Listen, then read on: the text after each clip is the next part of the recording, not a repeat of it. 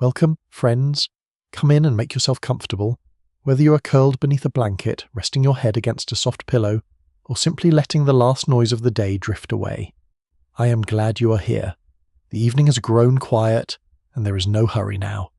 You may allow your breathing to slow while the world outside becomes still, and our journey begins beneath the glow of lamps and candles.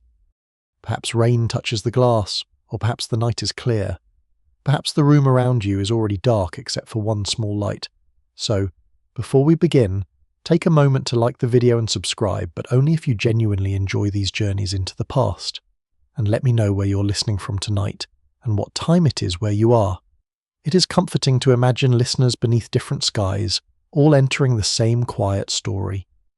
Tonight, we are stepping back into the 19th century, into the private evenings of a woman inseparable from an age. Queen Victoria is often remembered in stillness dressed in black, seated upright, solemn beneath a widow's veil. Yet every portrait hides movement beyond its frame, the closing of doors, the rustle of skirts, the arrival of trays, the scratch of pens, the murmured instructions of servants, and the retreat of daylight from palace windows. Our story begins at dusk, when public ceremony loosened its hold and the royal household prepared for night. At Windsor Castle, evening gathered around the battlements and towers, dimming the lawns and turning the River Thames into a ribbon of pewter. Its ancient walls held centuries of footsteps, prayers, quarrels, births, and deaths. As daylight faded from the courtyards, lamps appeared one by one behind tall windows. From a distance, they resembled watchfires inside the stone. At Osborne House, the air carried salt from the Solent. At Balmoral, dusk descended over pine forest and heather, with mist settling between the hills. No one can quite agree which residence Victoria loved most, though Balmoral offered unusual freedom. Wherever she stayed, evening set an immense household into motion. There were fires to tend, shutters to close, lamps to trim, curtains to draw, and rooms to warm. Coal fires burned in grates framed by polished metal and carved stone. Even palaces felt cold where draughts slipped beneath oak doors. Servants carried scuttles of coal, brushes, tapers, and trays, working with the silence expected in royal surroundings. Gaslighting was spreading, but candles and oil lamps remained familiar. Beeswax candles, cleaner than cheaper tallow, had long been associated with wealthy households and churches. A servant using candle snuffers might remove the charred end of a wick so it burned evenly. It was a tiny act, yet royal comfort depended upon hundreds of such acts performed correctly. Observers never fully agreed whether palace evenings felt domestic or regulated. Much depended on company, residence, and the Queen's mood. Victoria could be affectionate and delighted by music or family conversation. She could also be exacting, impatient, and conscious of rank. The household watched for signs, the speed of her step, the tone of a message, or the expression she carried when leaving official business. Before evening became private, royal work had to be put in order. Government papers, letters from ministers, memoranda, and reports might still demand attention. The sovereign's day did not end because the sun had gone down. Messengers arrived, and the red dispatch boxes associated with official business followed Victoria from palace to palace. Yet there came a moment when the rhythm changed. Doors closed behind departing officials. Footmen withdrew from prominent positions. Voices in formal rooms grew fewer. A clock sounded somewhere along a corridor, its measured notes passing through spaces lined with portraits and dark furniture. In a nearby chapel or town, bells might mark the hour, softened by distance and stone. Outside the walls, ordinary evening life continued. Shopkeepers lowered shutters. Stable boys rubbed down horses. Families gathered around bread, broth, potatoes, or cold meat. In village cottages, wool blankets were pulled close against the damp, while in public houses cups were filled and news passed quietly. Palace and cottage alike answered the darkening sky by drawing nearer to warmth. Within the residence, hierarchy shaped every movement. Senior servants supervised junior ones, and even carrying a message followed established routes. A person could not simply wander through the Queen's apartments. Access was controlled by rank and custom. The household functioned like a small town enclosed within walls, with kitchens, storerooms, stables, laundries, offices, and sleeping quarters. One lesser-known feature of royal service was the importance of waiting. Servants might stand for long periods in an antechamber, uncertain when they would be summoned. A lady-in-waiting stayed close enough to attend the Queen while trying not to intrude. A footman might remain beside a door until his presence seemed part of the furniture. The work required patience and the ability to notice without appearing curious. As dusk deepened, the Queen's private rooms became islands of warmth. Heavy curtains shut out the darkness. Firelight moved across photographs, writing desks, upholstered chairs, and cabinets crowded with personal objects. Victoria formed strong attachments to things connected with those she loved: portraits, gifts, miniature likenesses, locks of hair, and keepsakes carrying memory into the present. The smell of coal mingled with wax, paper, and fabric. Somewhere below, the kitchens prepared the evening meal. Copper pans reflected firelight. Knives moved across wooden tables. Sauces were strained, dishes warmed, and instructions passed in low voices. Dinner had not yet begun, but it was already approaching through a chain of labour extending from scullery maids to senior household officers. Above them, the day was loosening. Victoria remained the sovereign, the centre of an empire stretching beyond any horizon she could see. But fading light allowed other identities to emerge: wife, mother, widow, grandmother, correspondent, diarist, and woman of strong preferences and stronger memories. Rain might begin against the windows, or wind might move around the towers. At Balmoral, trees whispered beyond the lit rooms. At Osborne, waves turned unseen along the shore. At Windsor, the old castle settled into night, its corridors glowing faintly and its guards continuing their measured rounds. Within that immense household, every prepared fire, every lowered curtain, and every softly opened door announced the same quiet change. The public day was ending. Queen Victoria's evening was about to begin. Once the last formal papers had been gathered and the final official visitor had departed, Queen Victoria did not simply become an ordinary woman at leisure. The monarchy followed her through every doorway, even in rooms described as private. Attendants stood nearby, messages waited on tables, and established customs governed who could enter, who must remain outside, and how long the Queen might be left undisturbed. Still, the withdrawal from public duty brought a noticeable softening. The great reception rooms, with their gilded ceilings, polished floors, and rows of ancestral portraits, gave way to smaller chambers shaped more closely by Victoria's personal taste. The distance between sovereign and household narrowed, though it never disappeared entirely. She might leave an audience room accompanied by a lady-in-waiting, her steps carrying her along a corridor softened by carpet. Behind her, servants collected documents, straightened chairs, and restored the room to perfect order. A fire would be checked, inkstands would be covered, doors would be closed with care so that no sudden echo disturbed the apartments beyond. Royal corridors had their own evening life. Footmen waited beneath portraits in formal livery. Pages carried notes between rooms. A dresser might already be preparing clothing for dinner.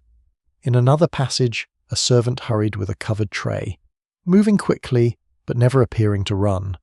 The palace expected speed without visible haste, a difficult art learned through practice and correction.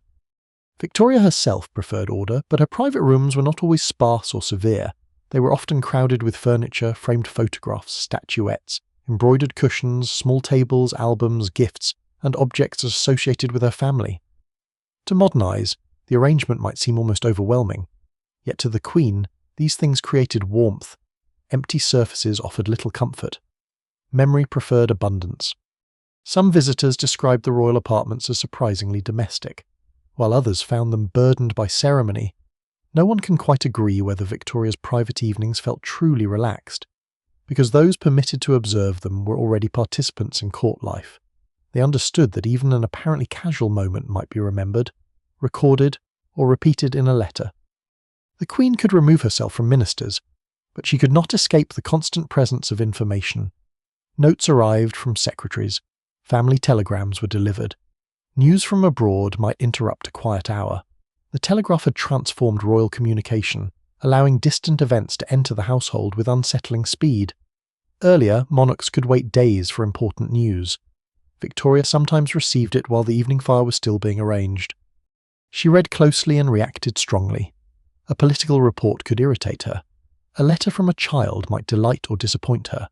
A message concerning illness could darken the entire evening. Her family was scattered through royal houses across Europe, and their health, marriages, pregnancies, arguments, and travels remained matters of deep personal interest. The boundary between the political and the domestic was rarely clear. A daughter's marriage might influence relations between states. A family disagreement could carry diplomatic consequences. Even at rest, the Queen inhabited a world in which affection and duty were tied together like threads in the same piece of embroidery. When she entered her private apartments, attendants adjusted themselves to her mood. Victoria was not a woman who concealed every emotion behind a calm royal mask. Her journals and letters reveal sudden enthusiasm, grief, annoyance, tenderness, and impatience. Servants learned that an evening might be warm and conversational or unusually silent. A lady-in-waiting could be asked to read aloud, answer correspondence, or simply remain in attendance. The position sounded graceful, but it often involved long hours of waiting and careful self-control. A court lady was expected to be available without seeming restless and attentive without becoming familiar. Even a small yawn would have been unfortunate in the presence of a queen who had not yet declared the day complete. The custom of royal attendance had roots far older than Victoria's reign. Medieval and early modern rulers had also lived surrounded by attendants who helped control access to the royal body. By the 19th century, the details had changed, but the principle remained. Privacy for a monarch was not the absence of people. It was the presence of only those people permitted to be there. The Queen's rooms were protected by these layers of access. An equerry, secretary, maid, or household official each occupied a defined place in the system. Messages moved inward through rank, while instructions moved outward with authority. A visitor invited to one room could not assume permission to enter the next. As evening settled, curtains were drawn across the tall windows. Their heavy fabric shut away the lawns, terraces, forests, or distant sea, depending on the residence. Lamps were placed where the Queen preferred them. Fires were built high enough to ease the chill, but not so fiercely that the room became stifling. Victorian households sometimes placed decorative fire screens between a seated lady and the flames. These protected the face from intense heat, and were associated with concerns that direct exposure might damage the complexion. Whether Victoria herself worried greatly about such beliefs is uncertain, but the object was common in comfortable rooms: a framed panel of embroidery, painted fabric, or polished material standing quietly before the grate. Beside the fire, chairs were arranged for conversation rather than ceremony. A small dog might appear, for Victoria loved animals and kept many throughout her life. Her affection for dogs brought an element of unpredictability into otherwise regulated spaces. A royal pet did not always respect the invisible boundaries that governed human members of the household. Beyond the private door, however, the discipline of service continued. Fires required coal, lamps required oil. Bells connected the Queen's rooms with servants stationed elsewhere.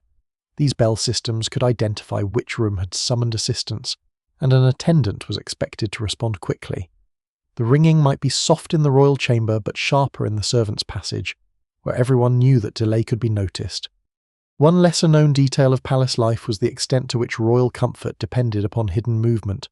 Servants used back staircases, narrow passages, and service doors so that food, fuel, linens, and messages could circulate without crowding the principal rooms.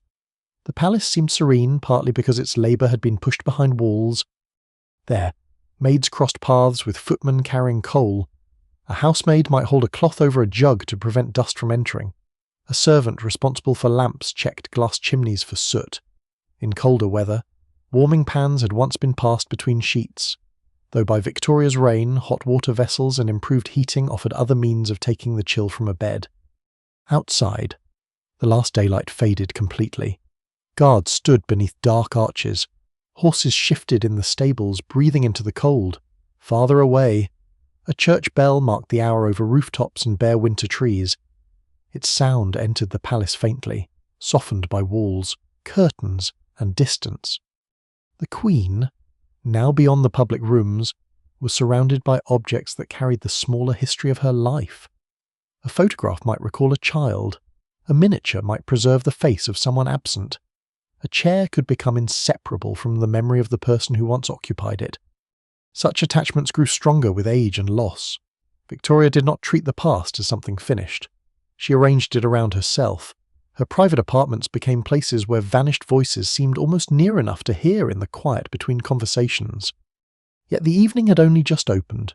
Dresses were waiting, dinner preparations were advancing, and the household clocks continued their steady progress.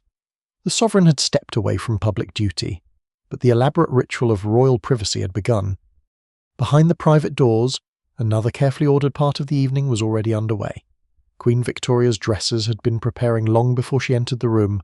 Garments had been brought out, examined, brushed, and arranged so that each piece could be reached without confusion.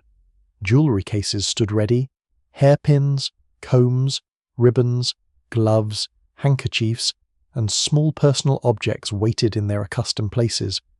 Changing for dinner was not merely a matter of choosing a different gown. It was a ritual through which the Queen moved from the working hours of the day into the formal intimacy of the evening. Even when dinner involved only family members, clothing expressed rank, circumstance, age, grief, and respect for those present. A Victorian woman of Victoria's position rarely dressed alone. A personal dresser understood not only the fastening of gowns, but the habits of the person wearing them. She knew which fabrics the Queen found comfortable, which ornaments belonged with particular dresses, and how tightly a sleeve or bodice could be adjusted before it caused irritation. Such knowledge was practical, but it was also deeply private. The Queen's dresser entered a world hidden from ministers and ambassadors. Here, the sovereign became dependent upon another pair of hands. Hooks had to be closed, laces drawn, skirts settled, and folds arranged. A mistake could delay dinner or affect the Queen's mood. Years of service therefore produced an unusual kind of trust, though never complete equality. Victoria's figure changed throughout her long life, particularly after numerous pregnancies. Her clothing was adapted accordingly, and she often valued comfort more than the strictest demands of fashion. Some observers commented upon her lack of interest in appearing elegant by courtly standards, while others believed such judgments unfair. No one can quite agree how much she cared about fashion itself, because she clearly understood the symbolic importance of dress, even when she resisted discomfort. In her younger years, evening gowns might be made from silk, satin, velvet, or fine muslin depending on season and occasion. Pale colours, floral decorations, lace, and jewels appeared during the years of her marriage. Her wardrobe could reflect delight, celebration, and the confidence of a young queen surrounded by a growing family. The process began with the removal of the day's clothing. Layers were loosened one after another. A Victorian gown depended upon undergarments that shaped the body and supported the weight of the skirt. Chemise, stays or corset, petticoats, and other layers created warmth as well as form. In winter, flannel or wool might be used beneath richer outer fabrics. The number and style of these layers changed across Victoria's reign. Wide skirts supported by numerous petticoats gave way to the cage crinoline, which used hoops of steel or whalebone to create volume without quite so many heavy underskirts. Later, fullness shifted toward the back of the gown. Fashion moved even through palace rooms, though perhaps not always at the pace preferred by dressmakers. A jug of warm water might stand nearby, with basins, cloth, scented soap, and towels arranged for washing. Full bathing was possible in royal residences, but the evening toilette often relied upon more limited washing of the face, neck, hands, and arms. Water had to be carried, heated, poured, and removed. So even a simple act of refreshment involved several servants working beyond the visible room. Earlier households had used water scented with rosemary, rose petals, or lavender. Such herbs had belonged equally to gardens, kitchens, still rooms, and medicine chests for centuries. In medieval manor houses, lavender might be scattered among linens or used to freshen rooms whose floors were covered with rushes. By Victoria's time, the palace floor was carpeted and polished, but the old desire to surround the body with pleasant fragrance remained. Perfumes and scented waters were used carefully. Heavy fragrance could be considered overwhelming, particularly in a warm room filled with flowers, candles, and coal smoke. The Queen's preferences altered with age, and records do not always reveal the exact scent chosen on an ordinary evening. Some chroniclers claim that royal women favoured floral waters, but the intimate details of daily toilette were not always preserved with precision. Hair required equal attention. Victoria's dark hair, familiar from portraits of her youth, was parted and arranged according to the fashion of the period. A dresser or maid smoothed it with combs and brushes, gathering it into coils or braids. Hair oils and pomades could control loose strands, though too much produced an unwanted shine. The hairbrush itself might have a silver, ivory, tortoiseshell, or polished wooden handle. Personal sets often included matching combs, mirrors, trays, and small boxes. These were functional objects, yet many were also gifts, engraved with initials or decorated with symbols of affection. Victorians placed unusual importance upon hair as a keepsake. Locks were preserved after death, braided into jewellery, placed beneath glass, or enclosed inside brooches and rings. Victoria participated deeply in this culture of remembrance. Hair offered something portraits could not, an actual fragment of the absent person, unchanged by distance or death. Before widowhood, jewellery added colour and light to the evening. Necklaces, bracelets, earrings, brooches, and tiaras could proclaim royal status, but they also carried personal meaning. Prince Albert gave Victoria many objects designed around shared memories. A jewel might mark a birthday, an anniversary, or the birth of a child. The dresser fastened each piece carefully. Candlelight caught on polished stones and metal. Diamonds became points of white flame, while coloured gems deepened in the softer light of the room. Yet the weight of ceremonial jewellery could be considerable, and a grand appearance was not necessarily a comfortable one. Gloves might be selected and placed nearby for later use. Fine gloves required delicate handling, and were sometimes stretched or powdered before being drawn over the hands. Fans, though practical in overheated rooms, also belonged to the language of social conduct. Their movements could express attention, hesitation, or withdrawal, although later writers may have exaggerated the idea of a strict secret language understood by everyone. The evening gown was lowered over the Queen's shoulders, settled around the waist, and fastened. Sleeves were adjusted, lace was smoothed, a brooch might be moved slightly until it sat correctly. The whole process required patience, for a crooked fold or poorly placed ornament would be visible beneath the bright chandeliers of the dining room. After Prince Albert's death in 1861, this ritual changed profoundly. Black became the dominant language of Victoria's clothing. Mourning dress was governed by elaborate conventions in Victorian society, and the Queen observed them with extraordinary persistence. The fabrics of grief had their own meanings. Crepe, with its dull and slightly crinkled surface, absorbed rather than reflected light. Jet jewellery, made from fossilized wood, was valued because its darkness suited mourning. Black glass and other imitations were also worn, though true Whitby jet became especially fashionable. Widows were expected to pass through stages of mourning, gradually reintroducing softer materials and subdued colours. Victoria did not follow the usual path back toward ordinary dress. She remained publicly associated with black for the rest of her life, turning personal sorrow into one of the most recognisable images of monarchy.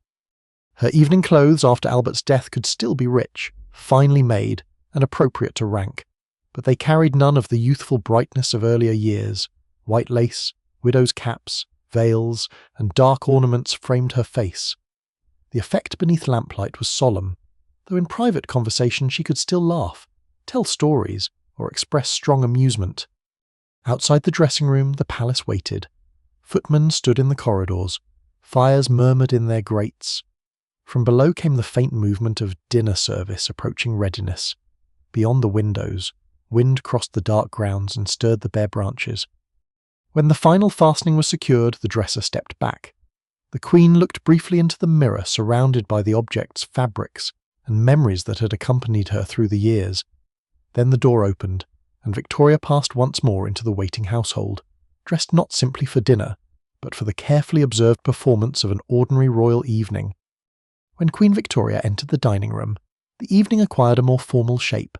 Conversation softened, chairs stood ready, and servants moved into positions practiced so thoroughly that their work seemed almost invisible.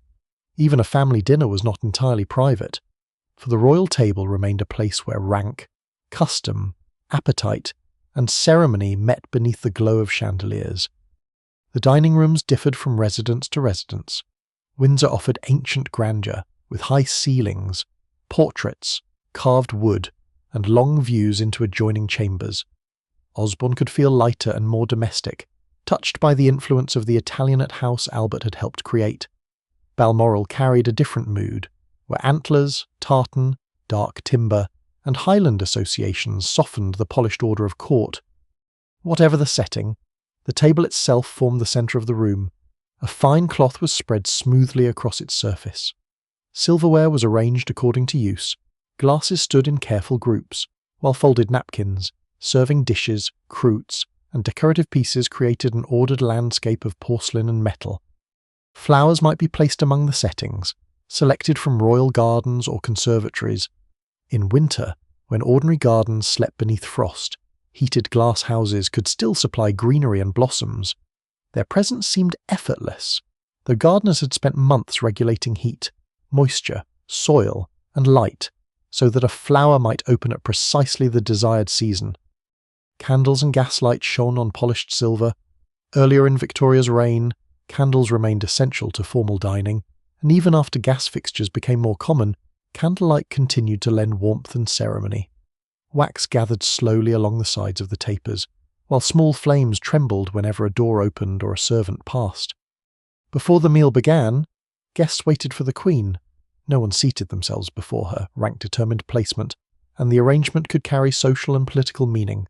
A visiting prince, minister, ambassador, relative, or household official might find that a chair's position revealed much about how the court regarded him. Once Victoria took her place, the others followed. Chairs moved with restrained sound across the floor. Napkins were unfolded. A brief silence settled, and depending upon the occasion, grace might be said before the first course arrived. The Queen's place was easily identified, though it was not always overwhelmed by ornament. Nearby stood those responsible for anticipating her needs. Servants watched for the slightest sign that a dish should be presented, a glass filled, or a plate removed. The work depended upon attention rather than constant instruction. Royal dinners were served according to changing styles. Earlier in the century, meals often followed service à la Française, in which numerous dishes appeared on the table at once, arranged symmetrically so guests could help themselves or be served from nearby platters. During Victoria's reign, service à la Russe became increasingly fashionable, bringing dishes in sequence, one course after another. Historians continue to debate exactly how quickly the royal household adopted every new dining fashion, for practice could vary by residence and occasion. Yet the gradual change altered the entire rhythm of dinner. Instead of facing a crowded display of cooling dishes, guests received food, hot and in a planned order, while servants controlled the procession from kitchen to table. Soup might open the meal, followed by fish, entree, roasts, vegetables, game, puddings, fruit, and sweets. The number of dishes depended upon the evening. A state banquet demanded magnificence, while a family dinner could be smaller, though still elaborate by ordinary standards. Each course travelled a long route. In the kitchens, cooks prepared sauces, carved meat, strained soups, and watched ovens whose heat required constant judgment. Dishes were carried through service corridors and up staircases, protected by silver covers. Footmen received them and moved into the dining room in an order determined by senior servants. The household relied on warming closets, hot plates, covered dishes, and careful timing. In a large palace, the distance between kitchen and dining room could turn a perfect roast lukewarm before it reached the Queen. Preventing that small royal disappointment required almost military coordination, though without the trumpet. Victoria herself was known for eating quickly. This habit could create difficulties because royal etiquette often required others to follow the sovereign's pace. Once the Queen finished a course, plates might be removed even if guests had barely begun. Some accounts describe diners struggling to keep up, but those who recorded such evenings did not always agree on how severe the problem was. A guest seated far from the Queen might spend more time watching her fork than enjoying his own dinner, yet no one could politely ask the sovereign to slow down. The Queen's appetite set the tempo, and the table adjusted itself around her. Her tastes were not always extravagant. She enjoyed rich dishes and sweets, but she also appreciated relatively simple foods, especially at Balmoral. Roast meats, soups, fish, puddings, and seasonal produce appeared regularly. She had a fondness for ordinary pleasures that sat comfortably beside the grandeur of royal service. Bread accompanied the meal, though the medieval custom of eating from thick slices called trenchers had long disappeared from palace tables. Still, echoes of older dining traditions remained. Salt stood as both seasoning and symbol. In earlier centuries, a guest's position above or below the great salt cellar could mark status. By Victoria's day, seating plans had become more complex, but the table continued to make hierarchy visible. One lesser-known dining object was the knife rest, a small support placed near each setting. It prevented a used knife from staining the tablecloth between courses. These rests could be made from glass, silver, porcelain, or carved material, and their quiet usefulness reflected the Victorian love of assigning a specialised object to nearly every domestic task. Finger bowls might appear later in the meal, filled with water, sometimes scented or accompanied by a slice of lemon. They allowed diners to clean their fingertips delicately. The custom required care. The water was not a drink, though stories of confused guests mistaking it for one became a familiar form of dining room amusement. Servants remained close but silent.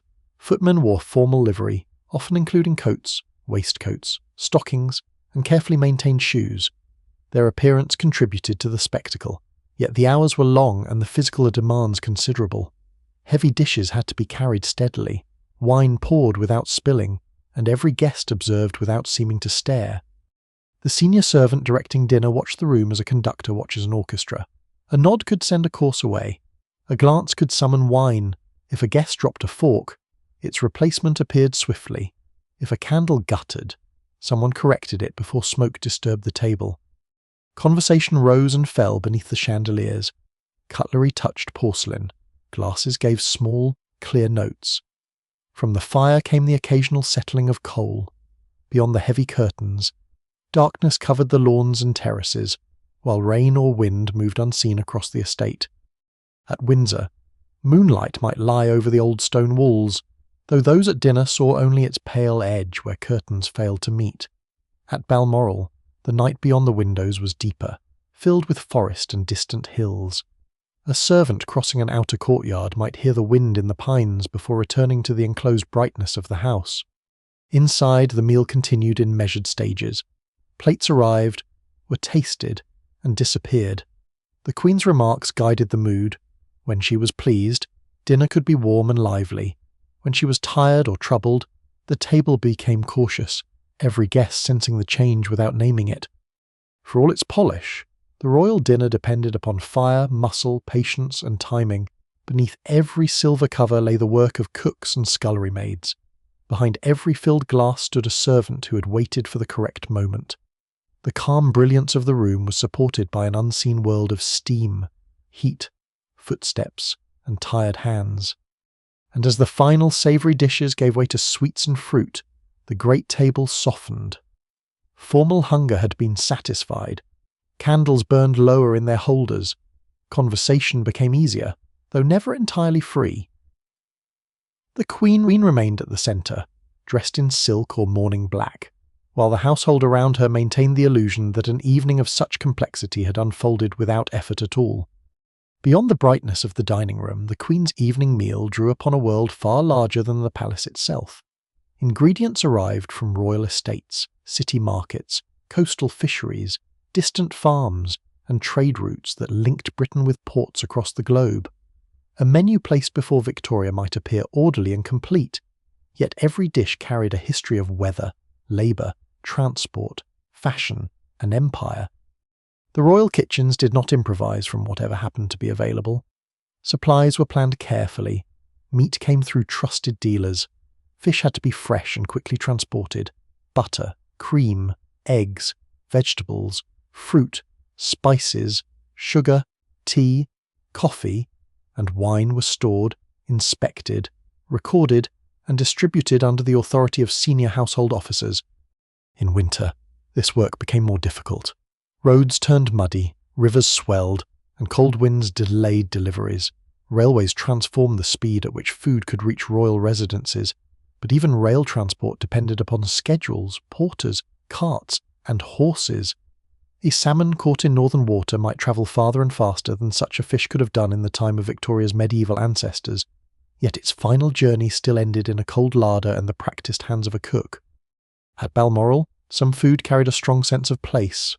Game, river fish, oats, cream, and produce from the surrounding region suited the Highland setting.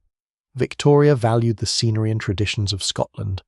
Though the royal interpretation of Highland life was more comfortable than the existence known by many ordinary tenants and labourers, venison might appear at the table after a successful day on the estate.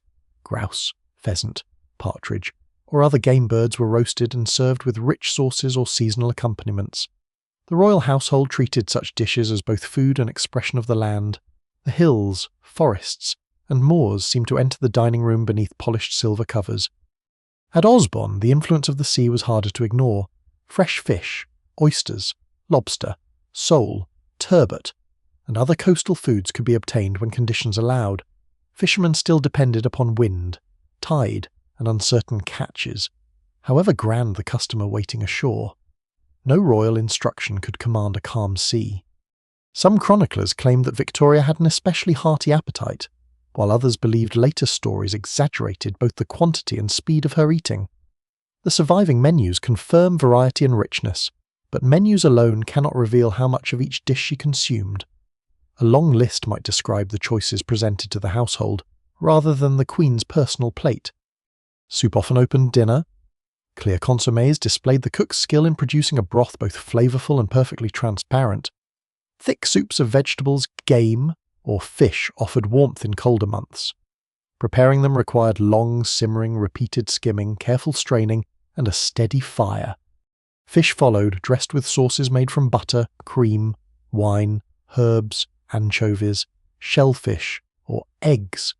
Sauces were central to fashionable cookery because they could transform familiar ingredients into something more refined. A sauce that separated curdled or cooled too soon could trouble an entire kitchen. French influence remained powerful in elite British dining. French culinary language appeared on menus, and royal cooks often worked within traditions associated with continental courts and grand hotels. Dishes received names that sounded elegant even when their foundation was simple meat, fish, pastry, or vegetables. Yet British preferences remained equally visible. Roast beef, mutton, lamb, game, pies, puddings, and seasonal vegetables had firm places at the royal table. The result was not a choice between British and French food, but a mixture, shaped by habit, fashion, and occasion. Indian influence also entered Victorian dining, though often altered considerably for British tastes. Curries, rice dishes, chutneys, and spice preparations became increasingly familiar among wealthy households.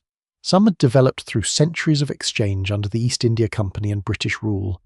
By the time they reached a palace menu, they might bear only a distant resemblance to the regional foods from which they had originated. One such dish was kedgeree, adapted from khichdi, a South Asian preparation of rice and lentils. In Britain it evolved into a mixture commonly containing rice, smoked fish, eggs, butter, and seasoning, often served at breakfast rather than dinner. Its transformation revealed how imperial households borrowed, renamed, and reshaped foods while frequently forgetting the people who first made them. Curry powder itself was largely a British commercial invention, a convenient blend intended to reproduce a broad idea of Indian flavour. The spices might include turmeric, coriander, fenugreek, cumin, ginger, and pepper. Recipes varied, and no one can quite agree when one mixture became more fashionable than another. Sugar had become essential to royal desserts, but its abundance carried a darker history. Much of Britain's wealth in sugar had been built through plantation labour and slavery in the Caribbean. Slavery had been abolished across most of the British Empire before Victoria came to the throne, yet the economic structures and fortunes created by it remained deeply embedded in Victorian society. At the royal table, sugar appeared in cakes, creams, preserves, jellies, custards, pastries, and iced confections. Its sweetness seemed natural and domestic, especially when placed beside tea, but it had crossed oceans and generations of human suffering before becoming an ordinary comfort. Tea itself had moved from luxury to national habit. Leaves arrived from China and, increasingly during Victoria's reign, from plantations in India and Ceylon. The evening dinner table might centre more heavily upon wine, but tea belonged to the wider daily rhythm of the palace and carried its own ceremony of pots, strainers, cups, milk, sugar, and measured pouring. Imported fruits added colour to the menu. Oranges, pineapples, grapes, peaches, and figs might appear depending upon season, preservation, and the success of royal glasshouses. Pineapples had once been such expensive symbols of hospitality that they were sometimes rented for display rather than eaten. By the Victorian period they had become more available, though they still retained an air of luxury. The palace kitchens also made extensive use of preserved food. Fruits were bottled, dried, candied, or turned into jam. Meat could be salted, smoked, potted, or stored in pies. Fish was cured. Pickles and chutneys offered sharp flavour through the winter. Such preservation connected the royal kitchen with practices much older than Victoria's reign. Medieval households had relied upon salting, smoking, drying, and careful storage because fresh food could not be taken for granted. In a stone manor, herbs might hang beneath soot-dark rafters, while barrels of salted fish and grain stood against the cold months. The palace possessed better equipment and wider trade, yet winter still demanded preparation. One lesser-known feature of Grand Victorian dinners was the decorative sugarwork created by skilled confectioners. They could fashion temples, baskets, flowers, crests, and architectural forms from sugar, gum, or spun threads. These objects stood briefly beneath the chandeliers, too delicate to survive warmth or careless touch. Ices offered another display of refinement. Before mechanical refrigeration became widespread, ice was stored in insulated ice houses, often packed beneath straw or sawdust. On large estates, winter ice might be cut from ponds and preserved for summer. Ice was also imported when local supplies failed. Frozen desserts required laborious churning in containers surrounded by ice and salt. The mixture had to be stirred and scraped repeatedly to prevent large crystals forming. A smooth ice served at dinner represented not simply a recipe, but months of planning beginning in the cold of winter. As the courses advanced, flavours became sweeter and lighter. Puddings, creams, jellies, and pastries arrived in orderly succession. Victorian jellies could be moulded into elaborate shapes, clear enough to catch candlelight. Earlier, cooks had obtained gelatin from boiled calves' feet, though commercial products gradually simplified the process. Victoria was fond of cake, and one simple sponge later became closely associated with her name. The familiar Victoria sandwich, filled with jam and sometimes cream, belonged more naturally to tea than to the grand dinner table. Whether the Queen ate it as regularly as tradition suggests remains uncertain, but the name preserved an image of royal domestic comfort. When fruit and sweets were finally set before the diners, the menu's vast journey was almost complete. Highland game, coastal fish, English dairy produce, French techniques, Indian spices, Caribbean sugar, Chinese or Indian tea, Mediterranean fruit, and European wines had all been drawn into a single room. Outside, night lay quietly over the grounds. The fields beyond the windows were dark, the roads damp, and distant cottages dim beneath their roofs. Somewhere, a late cart moved through mud with baskets or barrels for the next day's market. Inside, the Queen tasted the abundance of an age that could bring the farthest corners of the world to her table. Yet behind each polished dish stood hands rarely named fishermen, gardeners, railway porters, plantation workers, market women, kitchen maids, cooks, and servants. The menu was therefore more than a record of appetite. It was a map of power, distance, and desire, written in soup, spice, sugar, and wine, before being cleared away into the warm silence of the royal night. As the meal settled into its later courses, conversation became the true centre of the royal table. Plates still arrived and disappeared, wine continued to be poured, and candles burned steadily above polished silver. Yet the attention of the room shifted toward Victoria's voice, her questions, and the responses offered with careful judgment. Conversation in the Queen's presence was never entirely casual. Even among relatives, rank and habit shaped who spoke first, how directly opinions were expressed, and which subjects could be approached without causing discomfort. A remark that might pass unnoticed in an ordinary dining room could become memorable when spoken before the sovereign. Victoria enjoyed conversation when it was lively, sincere, and attentive. She disliked being bored and had little patience for guests who answered vaguely or appeared distracted. Those seated near her were expected to contribute without dominating. They had to speak clearly, listen closely, and sense when a subject had reached its natural end. The Queen might begin with family news, a daughter travelling abroad, a grandchild recovering from illness, or a relative preparing for marriage could occupy much of the discussion. Her family stretched across Europe through marriages connecting Britain with royal houses in Germany, Russia, Denmark, Greece, Romania, and beyond. These relationships filled the evening table with names, places, and concerns that were both intimate and political. A child's fever might be discussed with the urgency of a diplomatic report. A difficult marriage could disturb relations between courts. A letter from a granddaughter might bring delight one moment and anxiety the next. Some chroniclers claimed that Victoria asked direct questions and expected equally direct answers. Others remembered that her mood could change quickly if she sensed evasion. No one can quite agree how intimidating an ordinary dinner conversation felt, because much depended upon the confidence of the guest and the Queen's temper that evening. Ministers invited to dine entered an especially delicate situation. They might have spent the afternoon discussing legislation, military concerns, appointments, or affairs of empire. At dinner, the setting was more domestic, but the political world remained close. A casual observation about Ireland, India, France, Germany, or Parliament could easily lead back toward official business. The Queen followed politics intensely. Although constitutional monarchy limited her formal power, she did not regard herself as a decorative figure. She read dispatches, questioned ministers, formed strong opinions, and attempted to influence decisions through correspondence and personal discussion. At the table, however, political disagreement had to remain controlled. Raised voices were inappropriate. Open confrontation would disturb the expected harmony of the royal household. A minister who differed from Victoria needed tact, offering resistance in measured phrases rather than blunt contradiction. She developed very different relationships with her prime ministers. Some inspired trust and affection, while others tested her patience. Her dislike or approval could shape the atmosphere of an entire evening. A guest aware of these feelings might weigh every sentence before mentioning a political name. Benjamin Disraeli possessed a gift for pleasing the Queen. He understood ceremony, admiration, and the importance of language. His compliments could be elaborate, yet Victoria often responded warmly to them.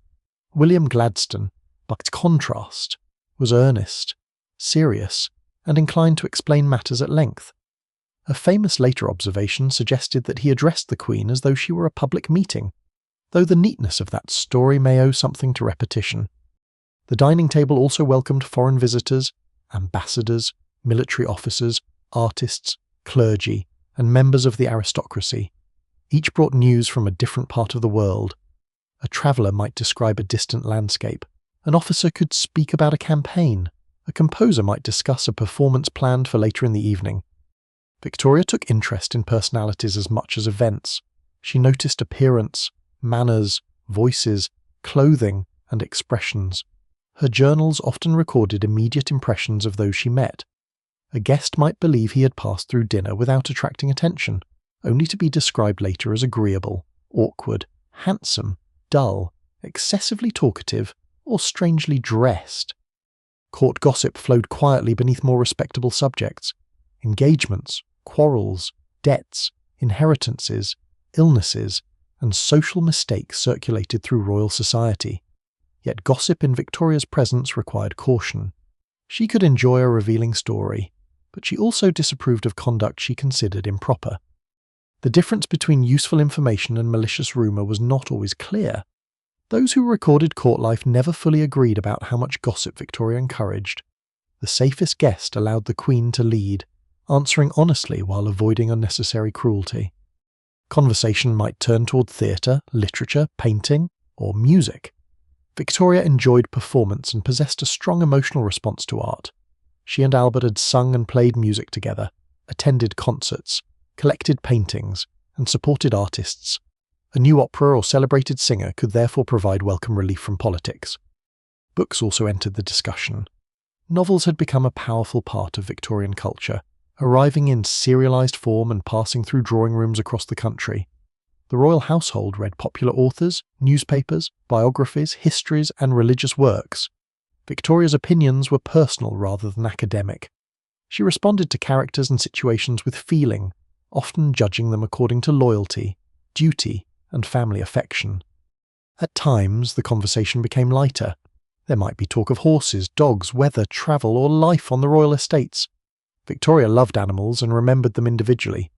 A story about a dog's behaviour could draw more warmth from her than a carefully prepared political anecdote. At Balmoral, discussions often touched upon the surrounding hills, local families, deer, ponies, servants, and estate affairs. The royal household adopted certain Highland customs with enthusiasm. Tartan appeared in clothing and decoration, while bagpipe music became closely associated with the Queen's Scottish evenings. One lesser-known royal custom was the presence of a personal piper at Balmoral. The piper might play outside at appointed times, including in the morning, continuing a tradition Victoria valued.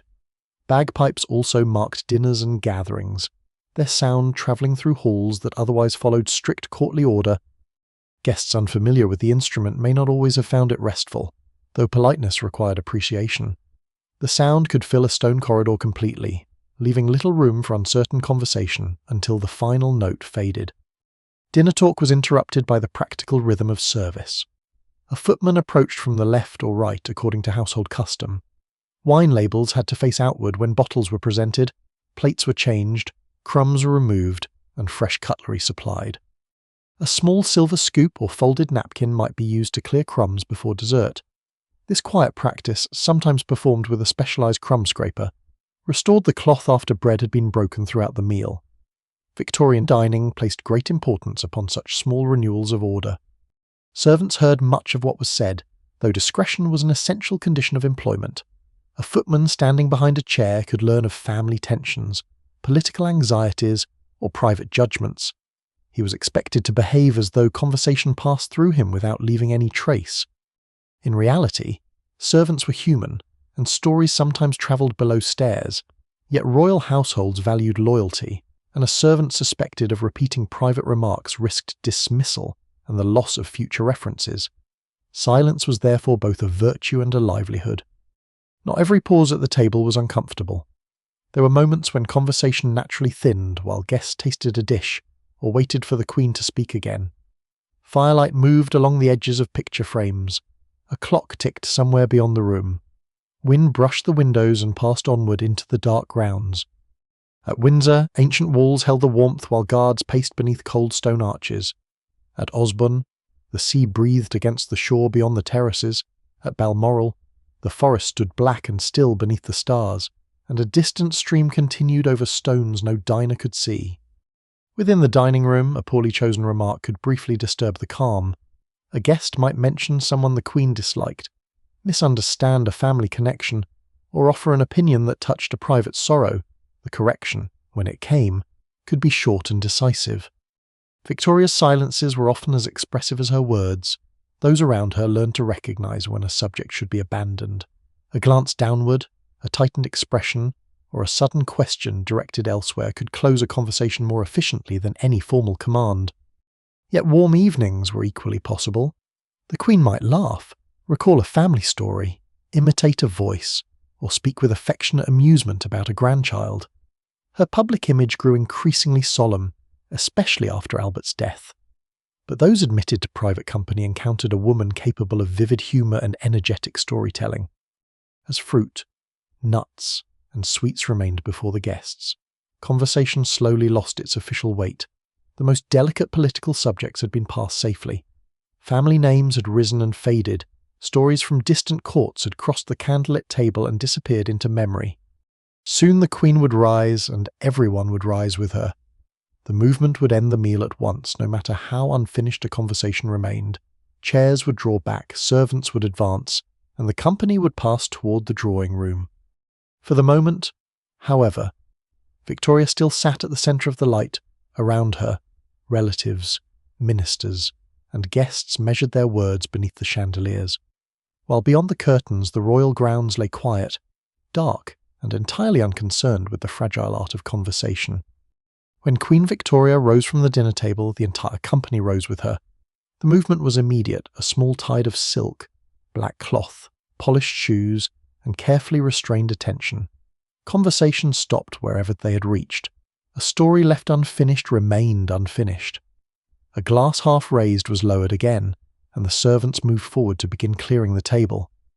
The Queen led the way toward the drawing room, where the evening could become less formal without ever becoming truly casual.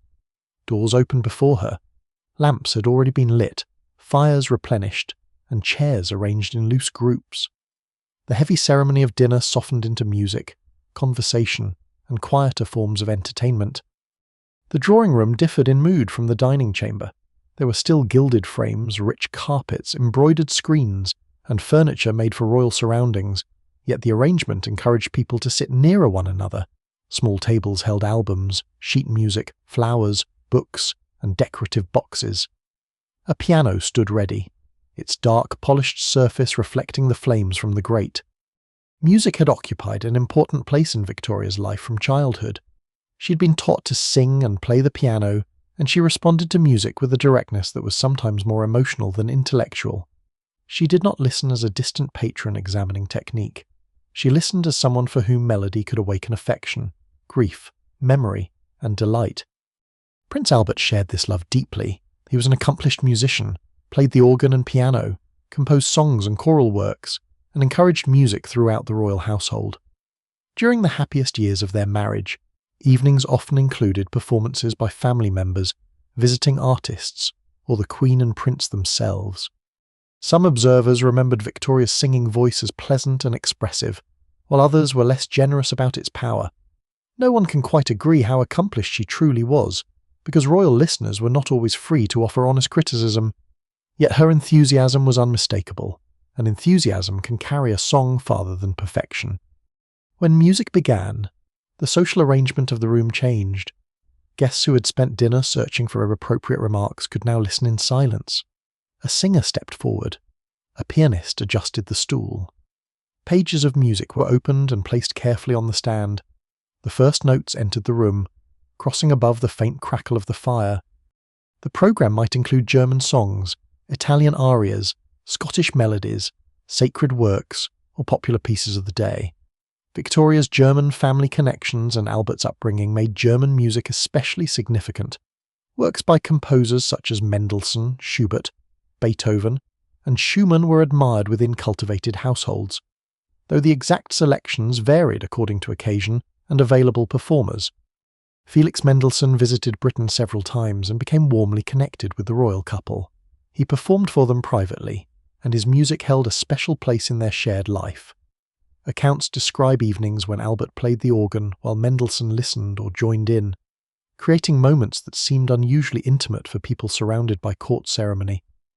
Those who recorded these encounters sometimes embellished the details, and historians continue to debate the precise wording of certain recollections. Still, the underlying picture is believable music offered Victoria and Albert a language beyond official papers and public duty. Albert also wrote compositions of his own. These included songs and sacred music, some performed within the family circle. Victoria valued them not merely because of their quality, but because they belonged to him. After his death, hearing familiar music could become an act of remembrance, opening rooms in the mind that ordinary conversation could not reach. The piano itself was central to Victorian domestic culture. In middle-class homes as well as palaces, it represented refinement, education, and respectable entertainment. Daughters were often taught to play, sometimes with great discipline, because musical skill was considered both pleasing and socially useful. Yet household instruments required practical care. Pianos reacted to damp, temperature, and changes in the air. Strings could slip out of tune, keys could stick, and felt hammers could wear unevenly. In a large royal residence, professional tuners and instrument makers were summoned to keep them ready. A lesser-known object often found near the piano was the candle bracket, attached to the instrument so that a musician could read the score after dark. Before electric light, these small flames illuminated the page while casting moving shadows over the notes. Wax had to be watched carefully, for a sudden draught could make it spill onto the music or polished wood.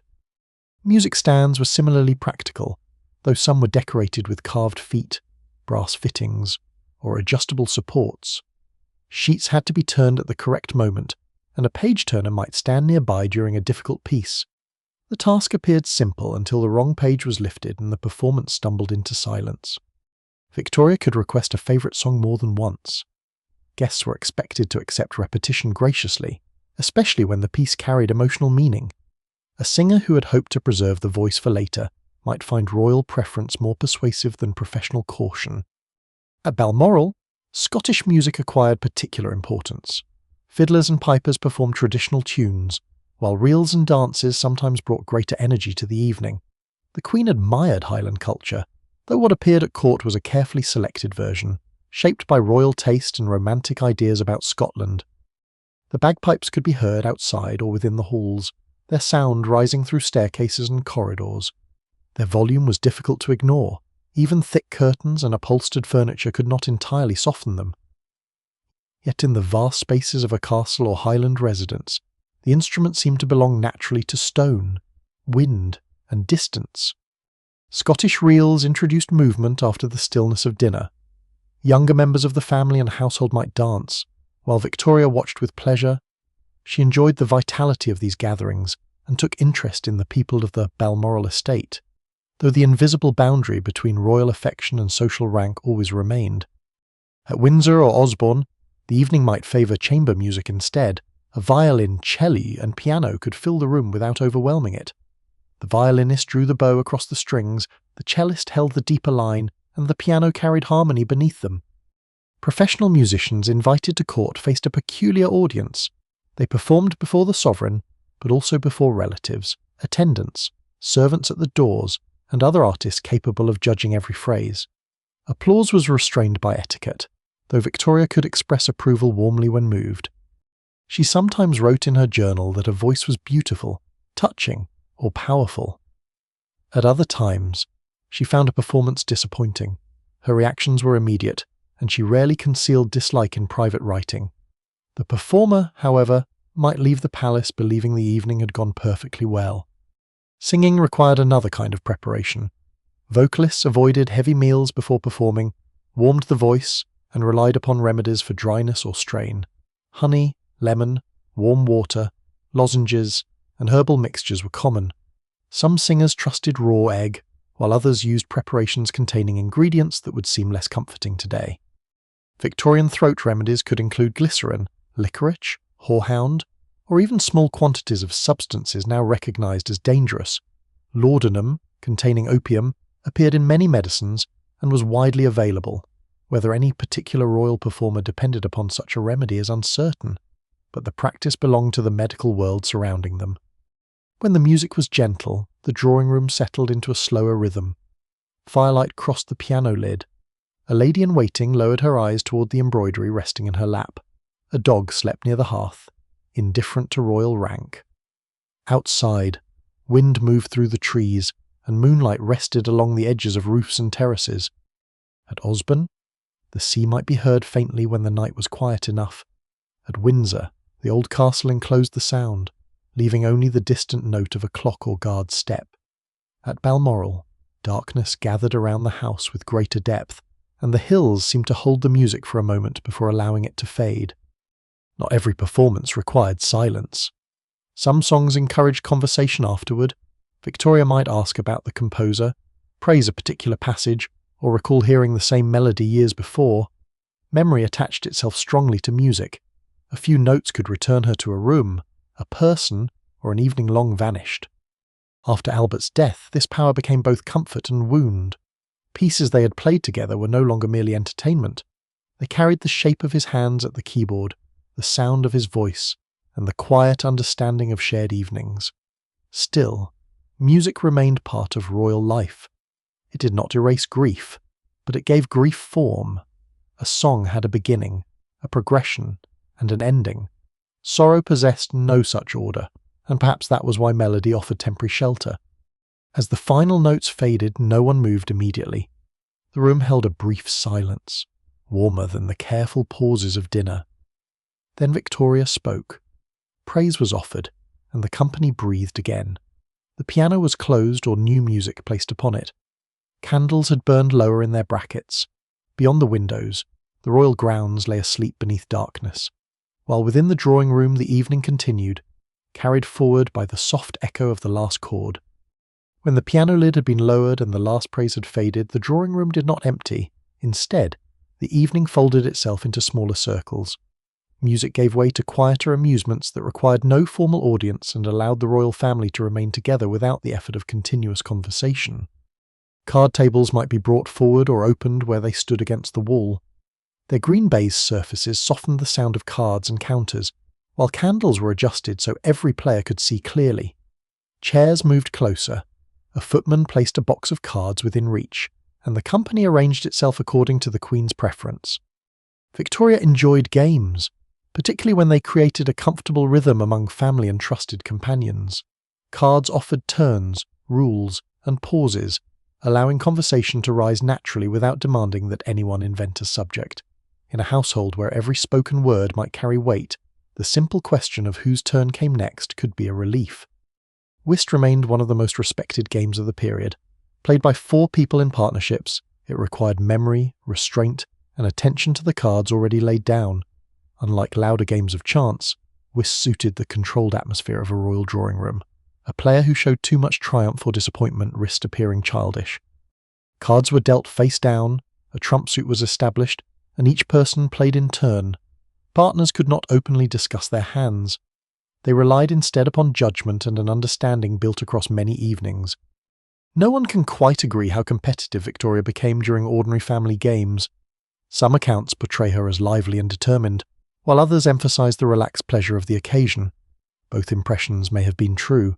A queen could enjoy winning without forgetting that everyone at the table was watching how she lost. Patience. The family of solitary games, now often called solitaire, also became popular in Victorian households. Cards were placed in ordered patterns and moved according to rules followed in silence. For someone surrounded by people throughout the day, a solitary game may have offered the unusual comfort of a problem that asked nothing personal. Special patience tables sometimes had shallow drawers or recessed surfaces to prevent cards from slipping. Packs could be decorated with gilded edges or patterned backs. Through repeated use, their corners softened and their faces acquired faint marks from familiar hands. One lesser-known amusement was spillikins, sometimes called jackstraws. Thin pieces of ivory, bone, wood, or metal were dropped into a tangled heap, and players attempted to remove them one by one without disturbing the rest. Some sets were carved into tiny tools, ladders, or agricultural implements. The game rewarded a steady hand, though long sleeves could make that steadiness difficult. There were word games and riddles as well. A person might identify an object from clues, complete a proverb, or form words from selected letters. Charades could involve acted scenes, but in quieter company they were sometimes presented through descriptions or arranged tableaux. The pleasure came from recognition rather than spectacle. Victoria's family circle could be playful. Sons, daughters, grandchildren, cousins, and attendants brought different temperaments into the room. Younger relatives might hope for livelier entertainment, while older guests preferred cards and gentle conversation. The Queen's choice usually settled the matter, though a suggestion from a favourite grandchild could carry surprising influence. Albums occupied another important place in these evenings. A large volume might be carried to Victoria and opened upon a table. Its pages held photographs, drawings, pressed flowers, poems, signatures, and small keepsakes. Such albums were not merely decorative, they created private histories assembled from fragments. Photography had transformed remembrance during Victoria's lifetime. A painted portrait required time and an artist's interpretation, while a photograph appeared more immediate, though early exposures still demanded careful posing. Families exchanged images small enough to place in albums or carry in cases.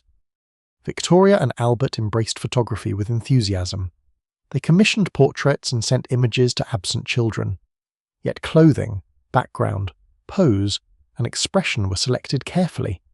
A royal family photograph appeared intimate, but it also presented the monarchy as a model household, so the camera never left politics entirely outside. Drawing and watercolour offered another quiet occupation. Victoria had practiced sketching from childhood and continued to record people, animals, landscapes, and scenes from travel. At Balmoral, she drew Highland views and figures connected with estate life. Her work was not meant to rival professional artists. Its value lay in attention and memory. Needlework accompanied many evenings, particularly for ladies whose presence was required even when they took little part in conversation. A frame held the cloth taut while silk or wool thread passed through it in repeated patterns.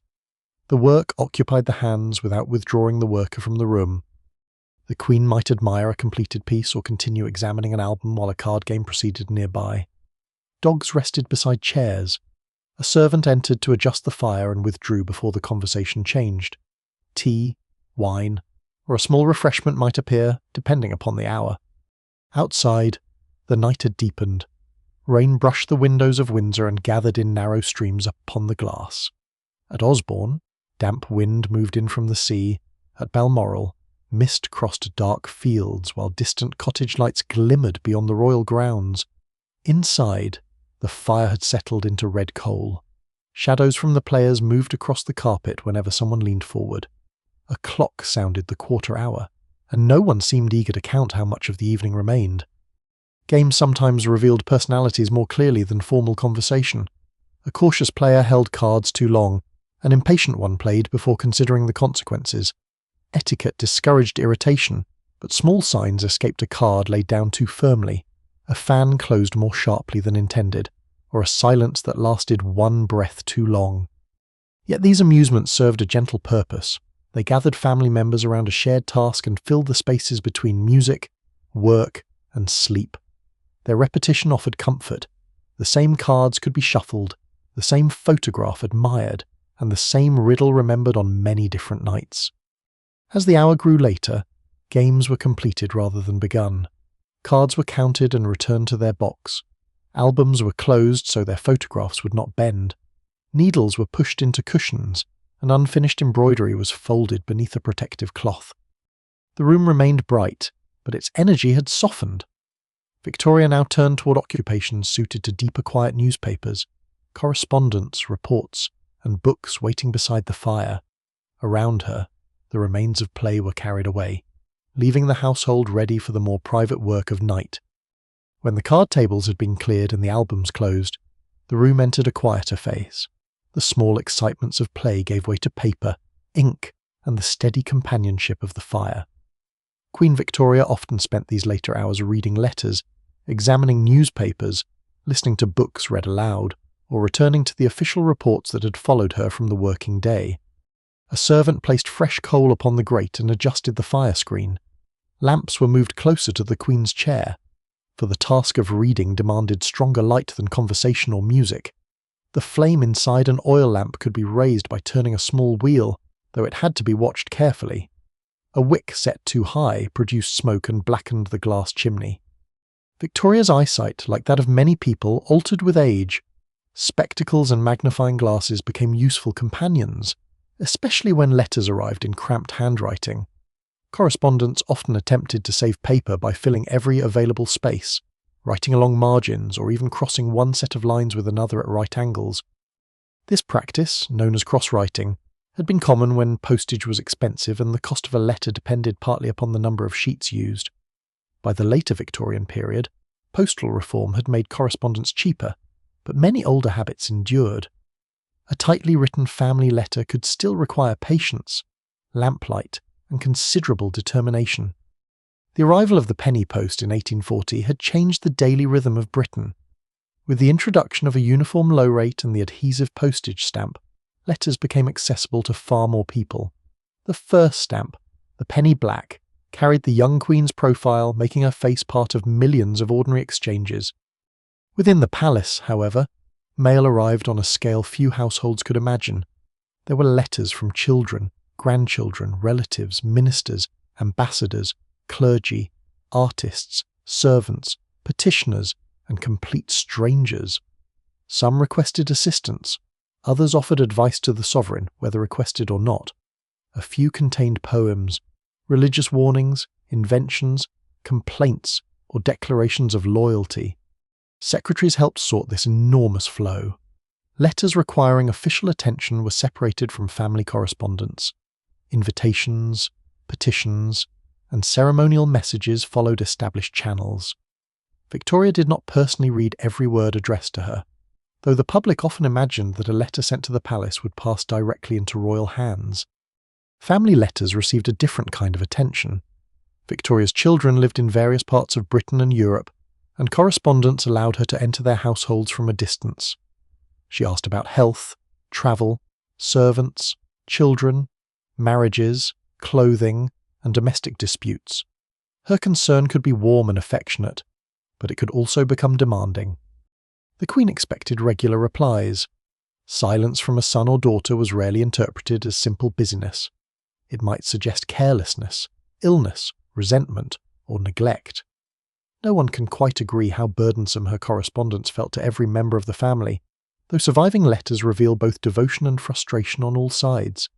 Some letters were read aloud by a lady-in-waiting. This saved Victoria's eyes and allowed her to continue another small task while listening. The reader had to speak clearly, pronounce foreign names correctly, and maintain an even tone even when the contents were dull. Reading aloud was a familiar Victorian evening practice, before radio, recorded music, or cinema entered domestic life. A novel, biography, sermon, travel account, or newspaper could entertain an entire room. One person became the voice of the text while the others sewed, sketched, played patience, or listened beside the fire. The choice of reading mattered. Victoria enjoyed biographies, histories, religious works, memoirs, and popular novels. Though her judgments were strongly personal, she admired stories that honoured loyalty, courage, domestic affection, and duty. Characters who behaved selfishly or violated family obligations could provoke firm disapproval. Newspapers brought the wider world into the royal apartments. Reports of parliamentary debates, foreign conflicts, public ceremonies, industrial accidents, crime, scientific discoveries, and social unrest all passed beneath Victoria's gaze. The press fascinated and irritated her in equal measure. She understood its power but disliked intrusion into royal privacy. Newspaper descriptions of family matters could seem cruel, inaccurate, or disrespectful. Yet she also followed public reaction closely. A monarch might resent the press while remaining unable to ignore it. Articles were sometimes clipped and preserved. A secretary might mark relevant passages, while official summaries reduced long reports into manageable form. The Queen also received foreign newspapers and translated extracts when events abroad involved her relatives or Britain's interests. Beside the newspapers lay government papers in red dispatch boxes. These boxes, made to withstand travel and frequent use, carried documents between ministers and the sovereign. Their bright leather surfaces became familiar objects in Victoria's rooms, reminders that royal duty could return at any hour. A minister's memorandum might concern military appointments, colonial administration, diplomatic relations, or a proposed law. Victoria read closely and often wrote comments in the margins. Her notes could be sharp, emotional, practical, or insistent. She believed ministers should explain their actions and did not hesitate to request further detail. The ink used for such correspondence was commonly iron gall ink, produced from oak galls, iron salts, and other ingredients. It wrote darkly, but could corrode paper over many years. Some surviving documents now bear browned lines or small holes where the ink slowly damaged the sheet, as though the force of old words had eaten into the page. Pens changed during Victoria's reign. Steel nibs increasingly replaced traditional quills, offering greater durability and more consistent lines. Yet they could scratch against paper, catch on rough fibres, or release an unexpected drop of ink. Blotting paper stood nearby to absorb excess before it smeared beneath a sleeve. A small box of sealing wax might also remain on the desk, though gummed envelopes had become common. Earlier letters were folded and sealed directly, sometimes with a personal signet pressed into warm wax. Breaking such a seal carried a sense of entering a private space, and damaged seals could raise suspicion that a message had been opened. For especially confidential correspondence, clerks used ciphers, trusted messengers, or diplomatic bags. Even so, secrecy was never certain. Letters could be copied, intercepted, misplaced, or preserved by recipients who later allowed them to be published. Victoria herself wrote with great energy. Her handwriting could become hurried when emotion carried her forward. Underlining multiplied. Words pressed upon one another. A letter of affection might move quickly into advice, complaint, reassurance, and renewed instruction before reaching its close. As she read beside the fire, the room around her grew increasingly still. A dog shifted upon the carpet. A lady-in-waiting turned a page. The lamp-glass gave a faint click as it warmed. Beyond the curtains, rain crossed the dark windows or wind moved through trees that could no longer be seen. At Windsor, the castle clocks marked the passing hour, their notes travelling along stone corridors where servants waited behind closed doors. At Balmoral, the silence beyond the lamp seemed deeper, broken only by the river, the weather, or the tread of a guard on the gravel. Letters carried voices into that silence: a daughter's concern, a minister's argument, a grandchild's affectionate greeting, or a stranger's appeal could all enter the Queen's evening without the writer ever crossing the threshold. Eventually, the newspapers were folded, official papers stacked, and answered letters placed aside for dispatch. Yet one final form of writing remained. Victoria's own journal waited nearby, ready to receive the day after so many other voices had spoken. When the official papers had been stacked and the last family letter set aside, Queen Victoria often turned toward the writing that belonged most closely to herself. Her journal waited upon the desk, an object at once ordinary and extraordinary: paper, ink, and binding transformed by habit into a private record of an entire reign. Victoria had begun keeping a journal as a young girl, and continued the practice across most of her life. The pages accompanied her through childhood, accession, marriage, motherhood, political conflict, travel, bereavement, and old age. Evening offered the natural moment to gather the day into words before sleep blurred its details. A lamp was drawn closer. The fire settled softly in the grate. A lady-in-waiting or secretary might withdraw, leaving the Queen with greater privacy, though complete solitude remained rare in royal life. Pens, blotting paper, an inkstand, and perhaps notes from the day lay within reach. Her entries did not always resemble carefully shaped historical prose. They were immediate, personal, and often written at speed.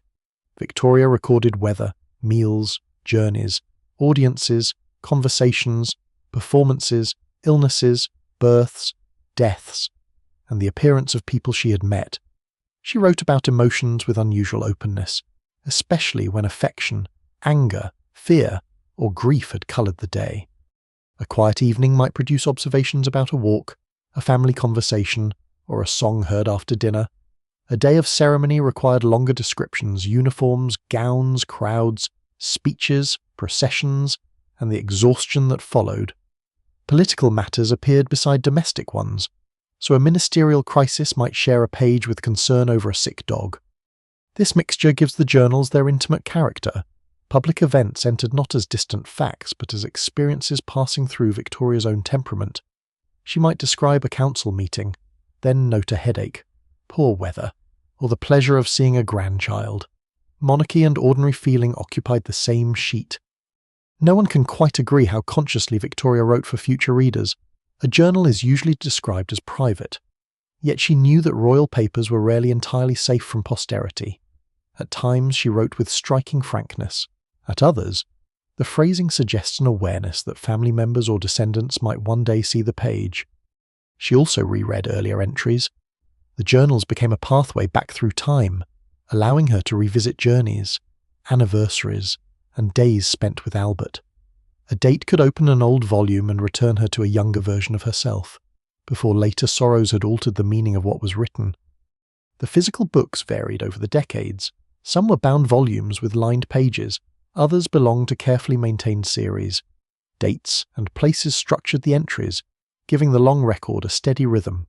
The Queen might write at Windsor, Osborne, Balmoral, Buckingham Palace, or while travelling, but the habit followed her. Travel made journal-keeping more difficult. Ink could spill in a moving carriage. Paper shifted beneath the hand, and the day's ceremonies sometimes ended very late. Notes might therefore be written first and expanded afterward. Those who recorded royal routines never fully agreed on how often an entry was completed on the exact night it described. Evening writing itself carried small practical challenges. Steel nibs could scratch, split, or catch upon the paper. The ink thickened in cold rooms and dried too slowly in warm ones. A careless sleeve might drag across a fresh line, leaving a dark stain that no royal authority could command to disappear. Blotting paper helped absorb the excess.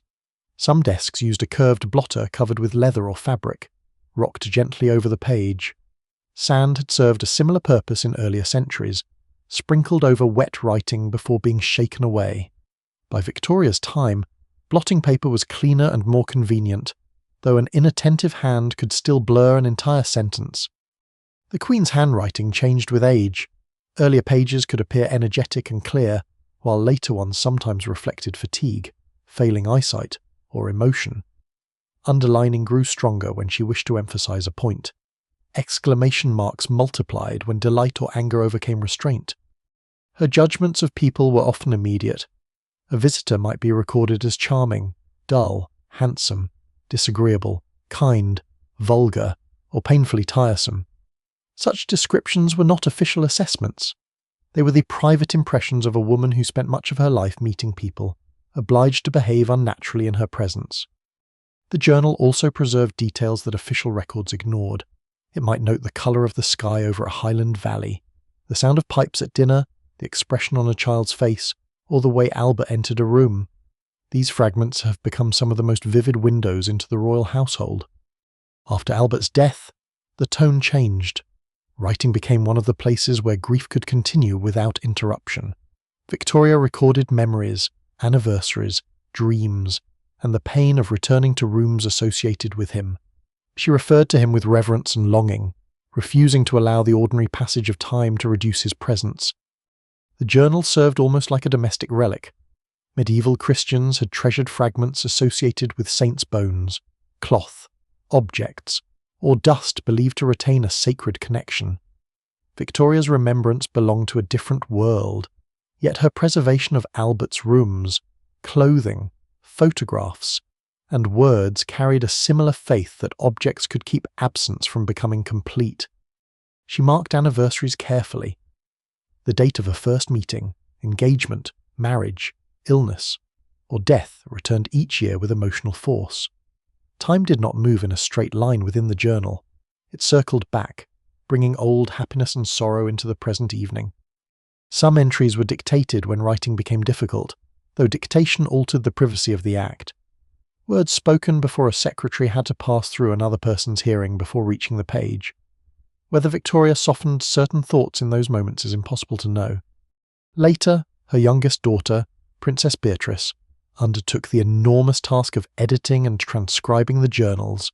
Acting according to her mother's instructions, she removed passages considered too private or sensitive and destroyed many original volumes after copying them.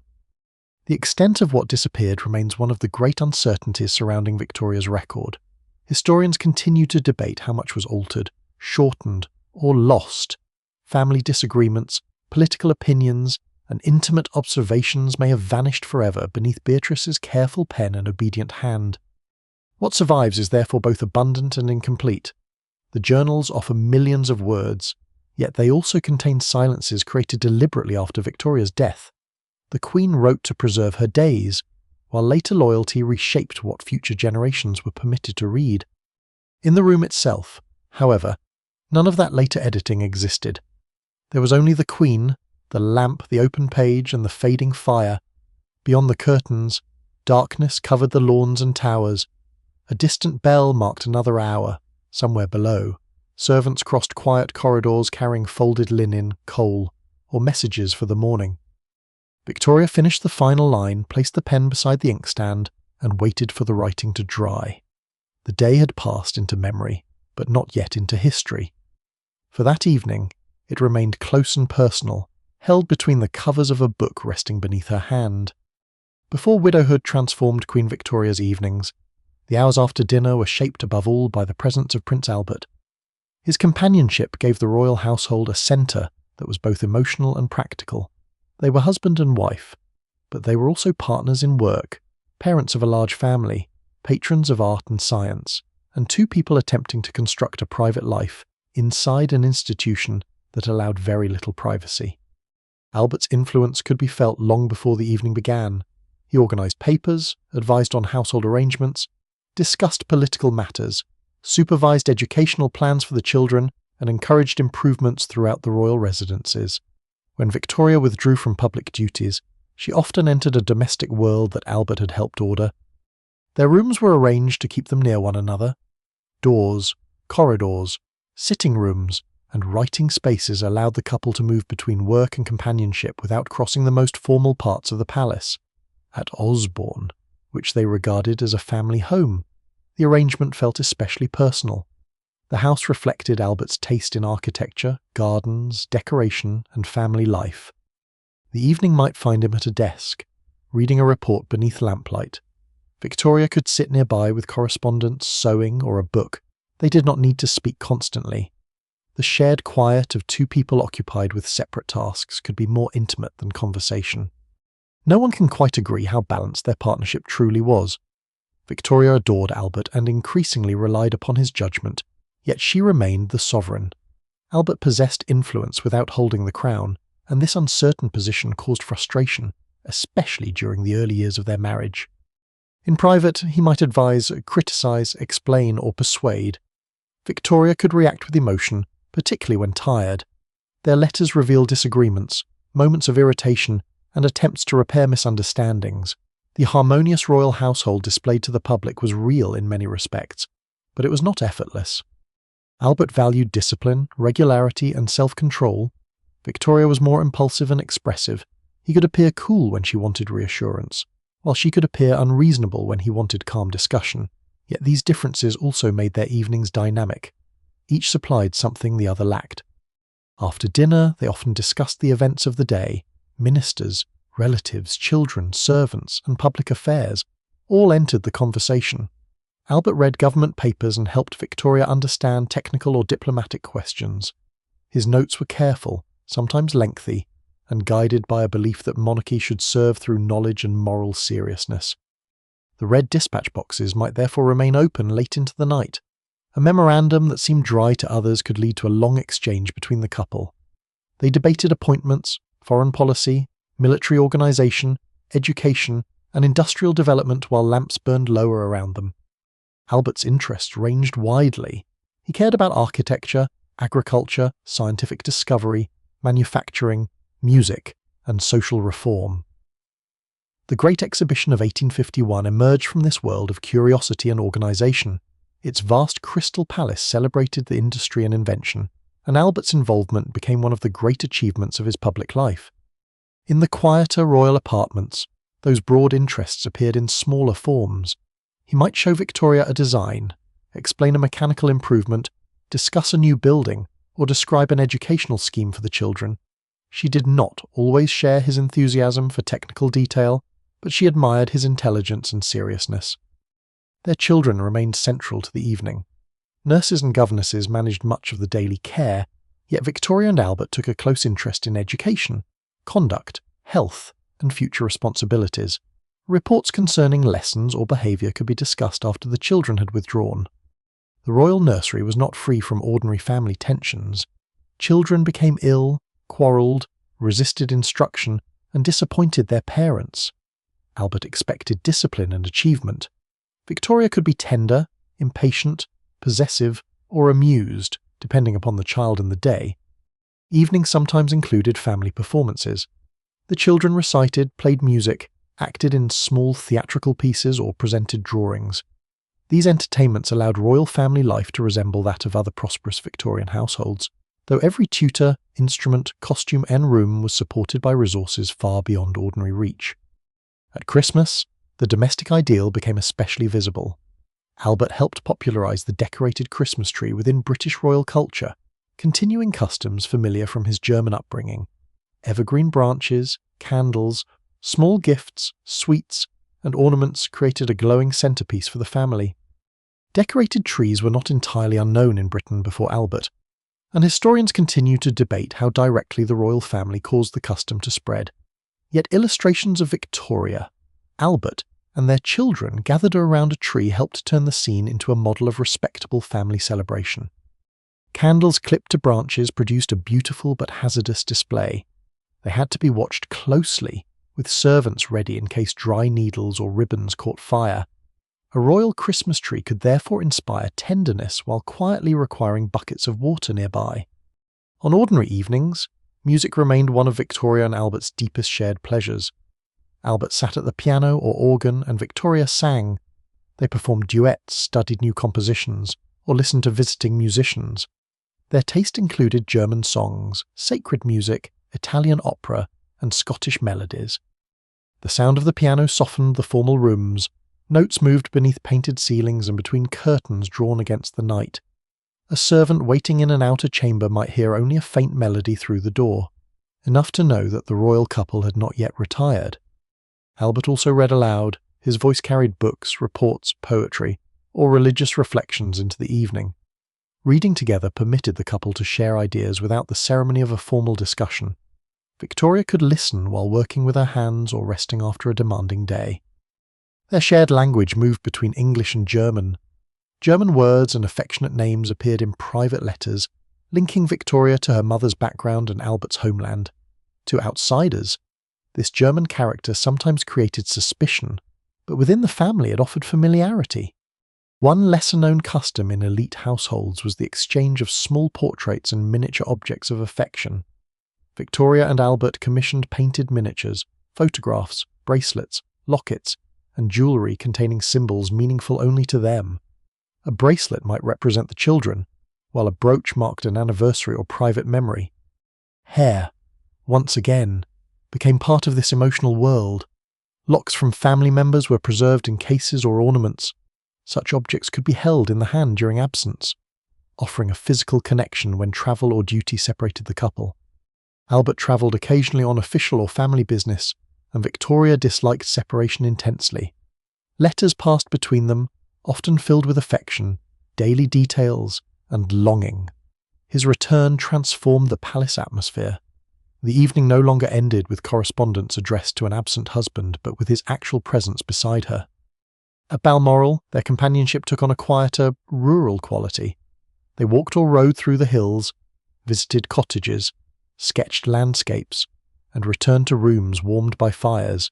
Evening clothes and court customs remained, but the surrounding wilderness created a sense of retreat. Rain might fall for hours upon the highland roofs. Wet cloaks and boots were carried away. The smell of damp wool, peat, leather, and pine entered the house before fires restored warmth. Dinner, music, and reading followed while mist concealed the hills outside. Victoria remembered these evenings as among the happiest of her life. Whether they were truly as peaceful as memory later made them is impossible to know. Grief often smooths the rough edges of earlier years, leaving warmth more visible than disagreement. By 1861, Albert's health had declined. He continued working through fatigue, and the pressures of family and public affairs weighed heavily upon him. When illness confined him, the ordinary evening routines altered. Music ceased. Conversations grew anxious. Doctors moved through rooms once associated with domestic calm. After his death in December, every evening object changed meaning. The chair, desk, piano, book, and lamp no longer belonged simply to daily life. They became evidence of absence. Yet before that darkness, there had been thousands of shared nights, papers read side by side, songs repeated, children discussed, disagreements softened, and fires allowed to fade while neither wished to end the day. Outside the royal windows, bells marked the hours over sleeping towns and winter fields. Inside, Victoria and Albert remained together beneath the lamplight, unaware of how powerfully those evenings would later return to her as memory. After Prince Albert's death, evening no longer arrived as a gentle release from public duty. It became the hour when absence grew most visible.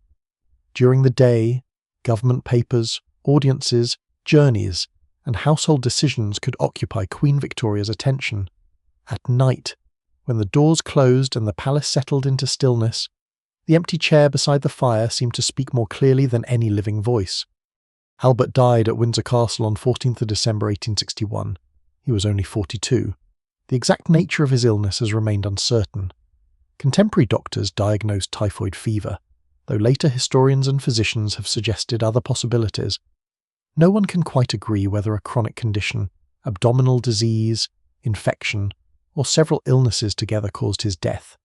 For Victoria, such questions mattered less than the terrible fact that the person around whom she had built her private world was gone. The royal household immediately entered mourning. Curtains were drawn, bells tolled, and black cloth appeared in rooms where celebrations had once taken place.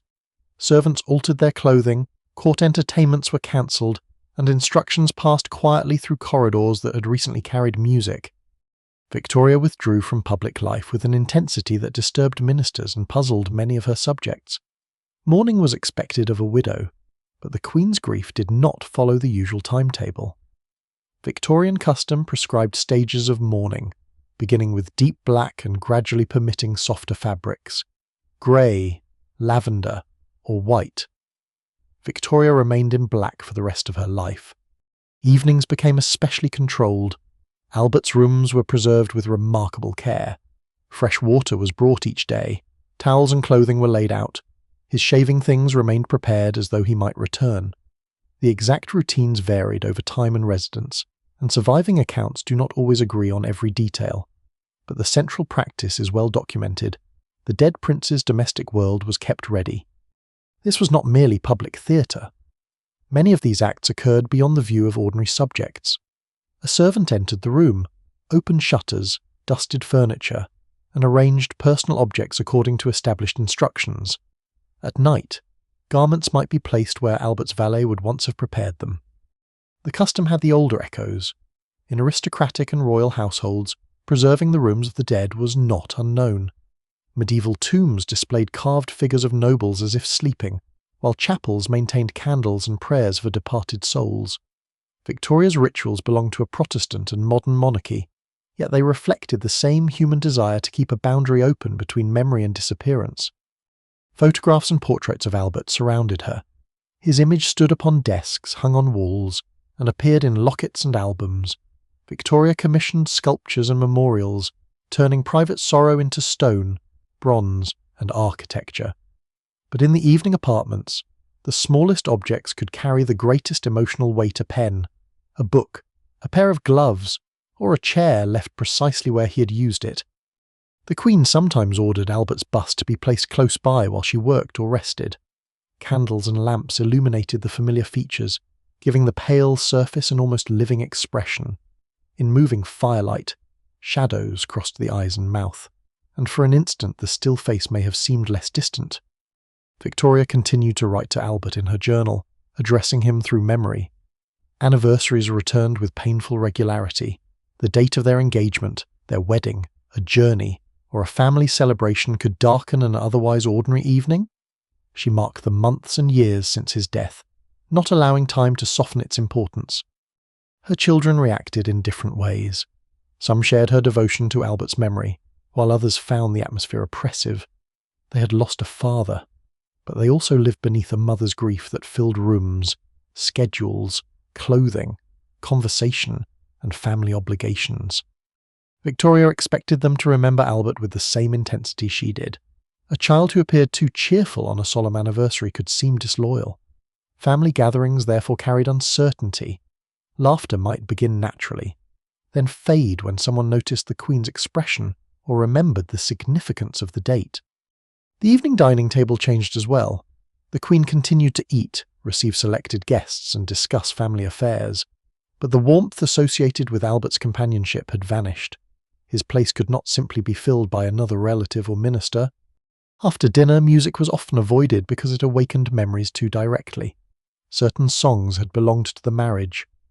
A melody played at the piano could return Victoria to an evening when Albert had turned the pages, corrected a passage, or joined his voice with hers. Silence felt safer, though silence also left more room for grief. Reading, cards, letters, and journal writing became refuges. Trusted attendants remained nearby, learning when to speak and when to allow the Queen to sit undisturbed. One such figure was John Brown, a Scottish servant whose closeness to Victoria later inspired a rumour and controversy. He offered practical assistance, loyalty, and an informality rare in royal life. He could lead a pony, arrange outdoor journeys, attend during illness, and speak with a directness that others at court avoided. The exact nature of their relationship remains debated. Some contemporaries suspected romance or even a secret marriage, while others viewed Brown as a devoted servant who helped a grieving woman return to daily life. Evidence is incomplete, and later destruction or concealment of documents has made certainty impossible. Whatever the truth, his presence altered some evenings, particularly in Scotland. Brown represented Balmoral, outdoor movement, and a kind of companionship less burdened by courtly performance. His strong accent and straightforward manner could cut through the careful language of palace attendants. Victoria's continued seclusion created political difficulties. The public expected to see its sovereign. Newspapers complained about the widow of Windsor, suggesting that the Queen enjoyed royal privilege while refusing royal duty. Ministers worried that prolonged absence weakened the monarchy. Yet grief does not obey constitutional convenience. Victoria felt misunderstood and at times resentful of demands that she appear cheerful before crowds. She believed her devotion to Albert was morally right and saw no reason to perform recovery simply because others had grown impatient. Gradually, she resumed certain duties, though the evenings remained shaped by mourning. Formal dinners returned, ministers were received, music and family entertainment reappeared in limited forms. But Albert's memory occupied every residence. At Windsor, his mausoleum at Frogmore stood within the royal grounds.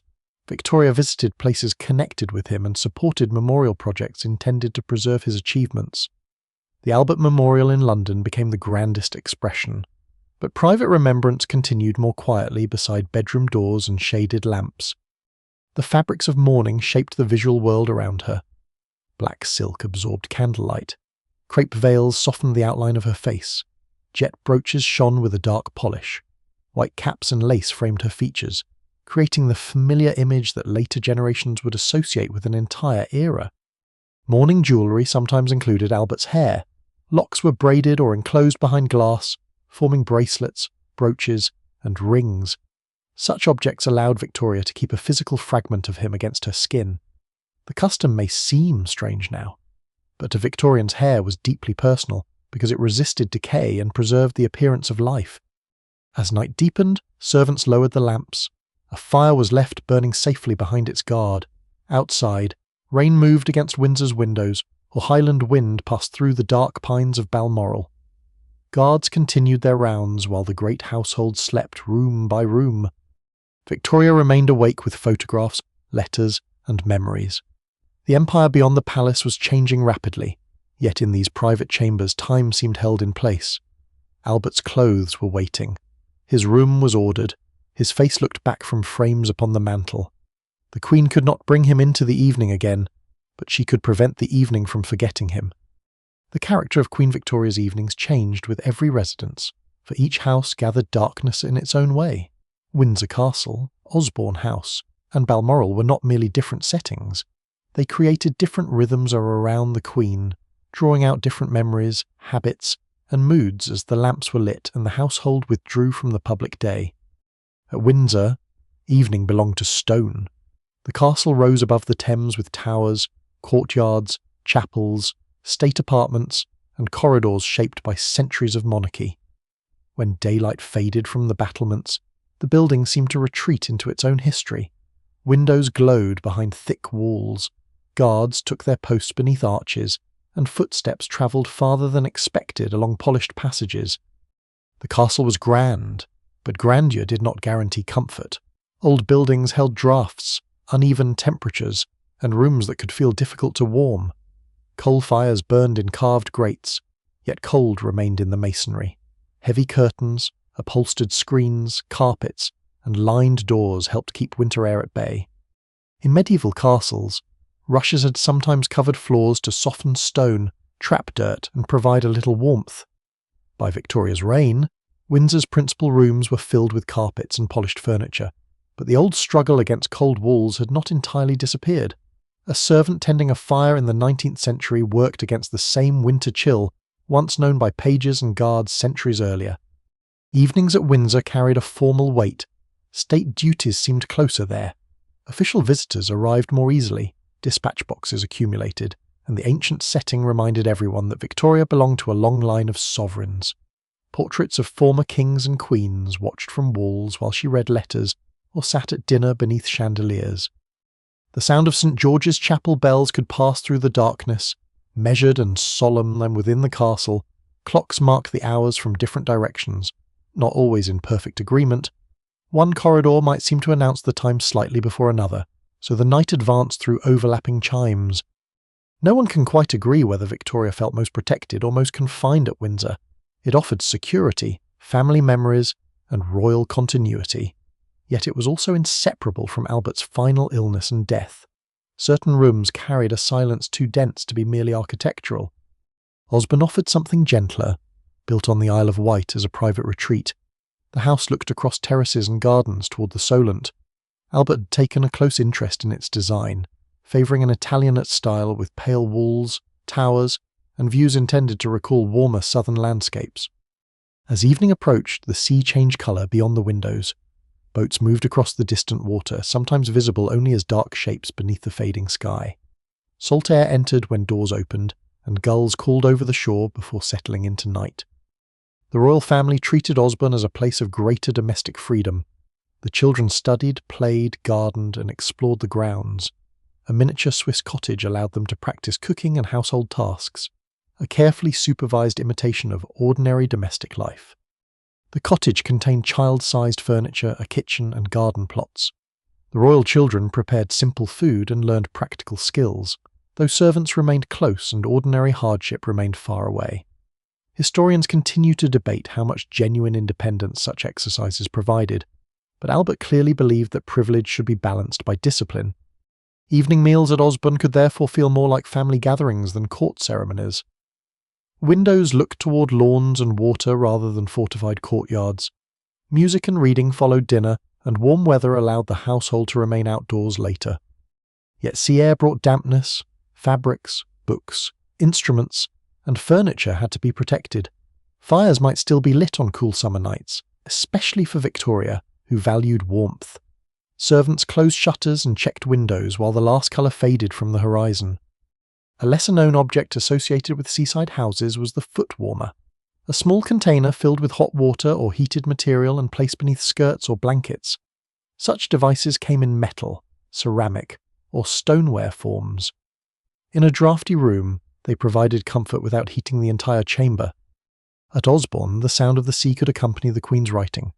Waves did not reach the house loudly, but on still nights their distant rhythm entered the imagination.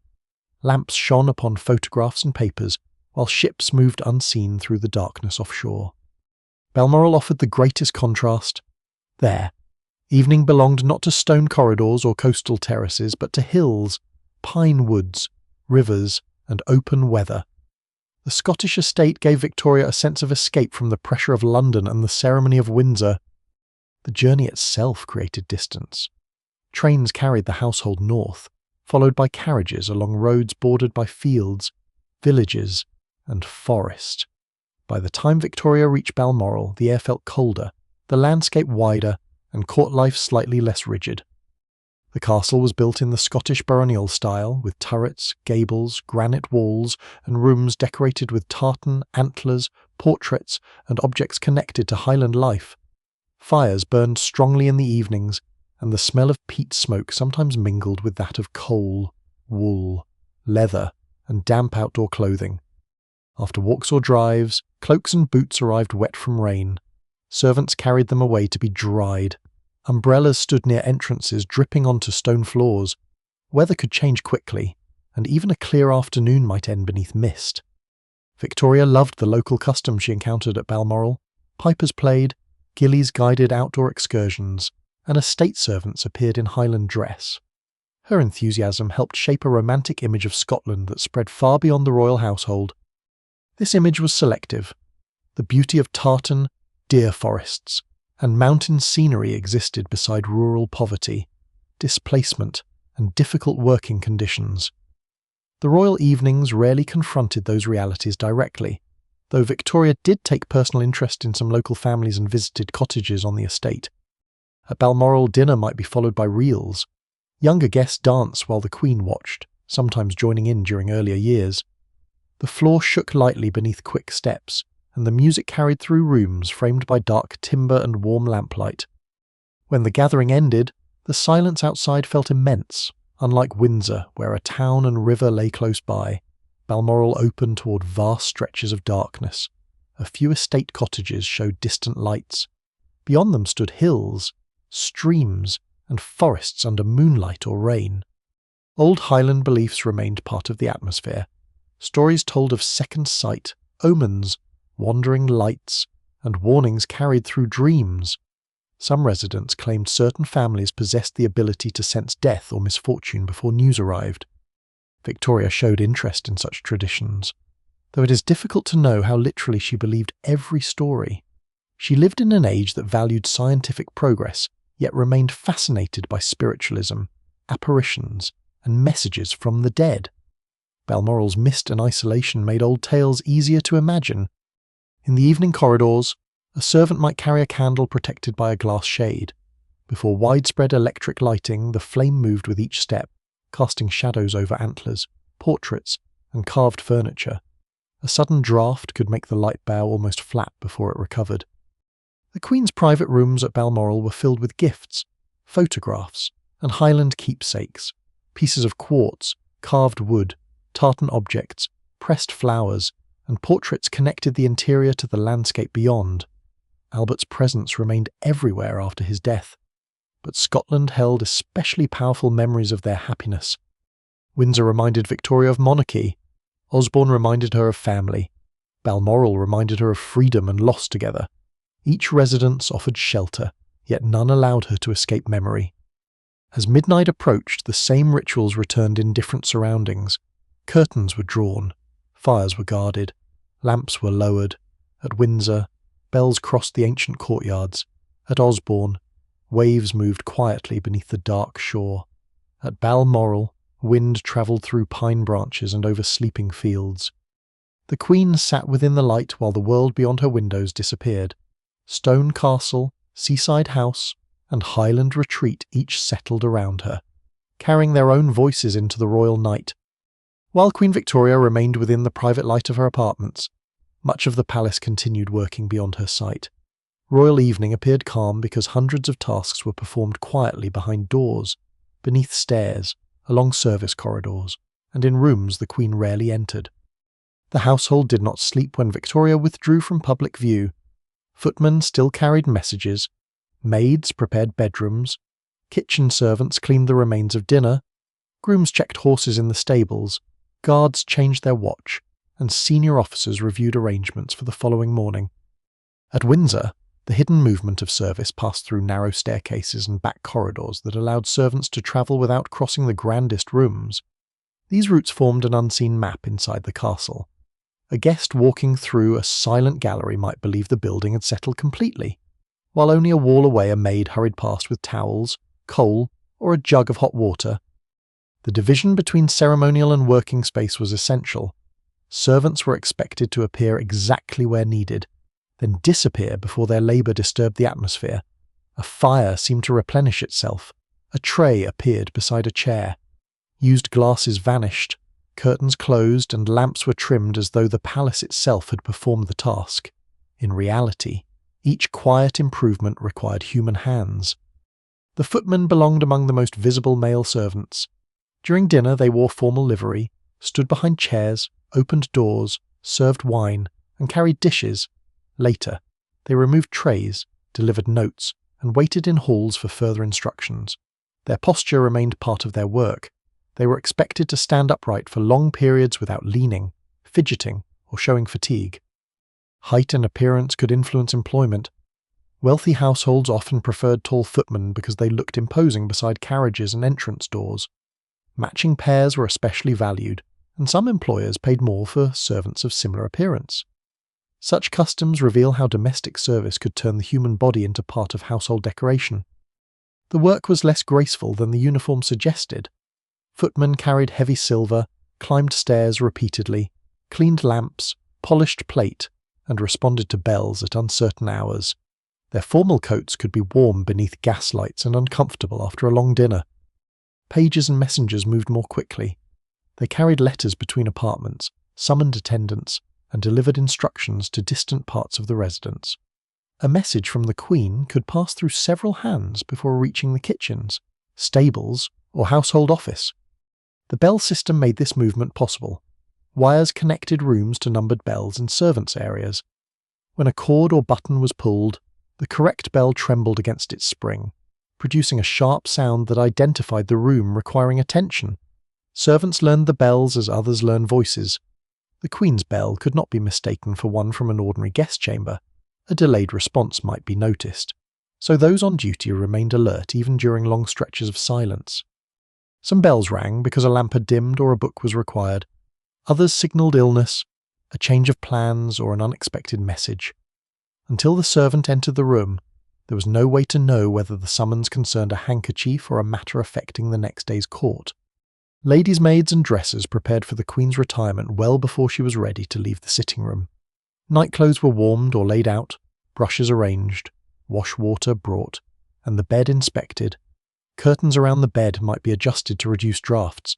though heavy fabric also required careful cleaning because it collected dust. Beds were turned down, pillows shaped, and hot water bottles placed beneath the sheets during cold weather. Earlier households had used warming pans filled with embers, passed beneath the blankets to remove dampness.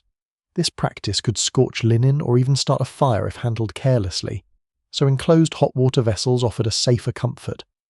Housemaids travelled from room to room carrying candles, cloths, brushes, and small baskets. They emptied basins, removed ashes, collected clothing, and restored furniture to its proper position. Much of their work was done before dawn or after the household had retired, allowing polished rooms to appear untouched by labour. Ash from the fireplaces had to be managed carefully. A coal fire left behind cinders, soot, and dust that could stain carpets and curtains. Metal fenders and hearth brushes helped control the mess, while covered containers carried the remains away. Chimneys presented a constant danger. Soot could ignite, sending sparks and smoke through the building. Chimney sweeps therefore remained essential, though the worst abuses involving very young climbing boys had become the subject of reform during Victoria's reign. Laws attempted to replace children with mechanical brushes, but enforcement was uneven for many years. Below stairs, the kitchens entered their own late-night rhythm. The grand dishes had returned empty or partly eaten. Silver covers were stacked, pans soaked in hot water, knives were cleaned, and leftover food was sorted according to household practice. Senior servants might receive better remnants from the royal table, while other leftovers were reused in pies, soups, hashes, or staff meals. Some food could be sent to dependents or charities, though customs varied. No one can quite agree how much waste occurred in every royal residence, but large formal dinners inevitably produced abundance beyond what the guests consumed. Scullery maids faced the dirtiest tasks. Grease clung to pots, and soot blackened cooking vessels placed near open heat. Water had to be pumped, carried, heated, and changed repeatedly. By the end of the evening, hands could become red and rough despite the grandeur of the food prepared above. The kitchen fire was banked rather than completely extinguished. Keeping a small bed of coals alive made it easier to restore heat before breakfast. A servant checked the grate, secured the room, and ensured that no loose spark threatened baskets, cloth, or wooden fittings. In the pantry, silver plate was counted and locked away. Royal households possessed valuable collections of dishes, cutlery, candlesticks, and serving pieces. Accountability mattered. A missing spoon could trigger questions extending through the entire chain of service. Silver required endless polishing. Tarnish returned naturally when metal reacted with the air, so servants used powders, pastes, leather, or cloth to maintain its shine. The same candlestick admired beneath a dinner light might have occupied a servant's hands for an hour earlier that day. Outside the main building, the stables remained awake. Horses were fed, watered, rubbed down, and checked for injury. Saddles and harnesses were cleaned and stored. Carriages required inspection because a royal journey might be ordered with little warning. Grooms slept near the animals or remained on duty in shifts. Horses could fall ill during the night, kick it against partitions, or become restless during storms. Their breathing, movement, and the smell of hay filled the stable darkness while the palace windows glowed at a distance. Guards and watchmen followed another rhythm. Their duty was defined not by the Queen's bedtime, but by the clock. They patrolled entrances, courtyards, walls, and gates, watching for fire, intrusion, or unusual movement. At Windsor, footsteps crossed frozen stone during winter watches. A guard's breath showed pale in the air, and the sound of his boots returned from arches and towers. Earlier centuries had relied upon watchfires and shouted calls between sentries. Victorian guards possessed improved weapons and communication, but night duty still meant cold, patience, and long listening. One lesser-known danger within large residences was fire caused by lighting. Candles, oil lamps, gas flames, fireplaces, and hot chimneys filled the palace with possible sources of disaster. Servants checked rooms after occupants left, ensuring that candles were extinguished and fireguards correctly placed. Night watchmen might carry lanterns, keys, and rattles or whistles for raising alarm. They knew which doors should remain locked and which corridors required inspection. The sleeping household depended upon their attention, though few residents ever saw them at work. Servants also had their own meals and moments of rest. In the servants' hall, Conversation could finally loosen after senior family members had withdrawn. Tea might be poured, bread cut, and the day's frustrations exchanged in low voices. Hierarchy continued below stairs. The housekeeper, butler, cook, valet, and senior maids occupied positions of authority. Junior servants did not simply sit wherever they wished or speak with complete freedom. The servants' hall reflected the palace above in smaller form, with status determining duties, seating, wages, and privacy. Yet camaraderie existed beside discipline. Someone shared news from home, another repaired a torn cuff. A tired maid warmed her hands around a cup while rain struck a basement window. The Queen's evening was history in the making, but to those serving it, the night might be remembered mainly for aching feet or a difficult tray. Gradually the work diminished. The final dishes were stacked. Passage lamps were lowered. Stable doors were secured. A maid carried the last basin away from the royal apartments. Beyond the walls, villagers slept beneath dark roofs. Frost settled over fields, and distant church bells marked the hour. Inside the palace, servants waited a little longer, listening for one more bell. Only when the Queen no longer required them could the hidden household begin to rest.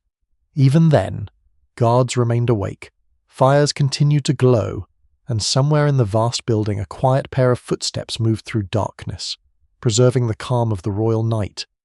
At last, the Queen's evening approached its final and most private rituals. The palace had not become entirely silent, but its sounds had thinned. Doors closed more softly. Footsteps passed at greater distances. Fires settled behind their guards, and the bells connecting royal rooms to the servants' passages remained still for longer intervals. Victoria did not always retire at the same hour. Official papers, family letters, illness, travel, or an absorbing conversation could delay her. Some attendants remembered late nights, while others described a household governed by dependable routine.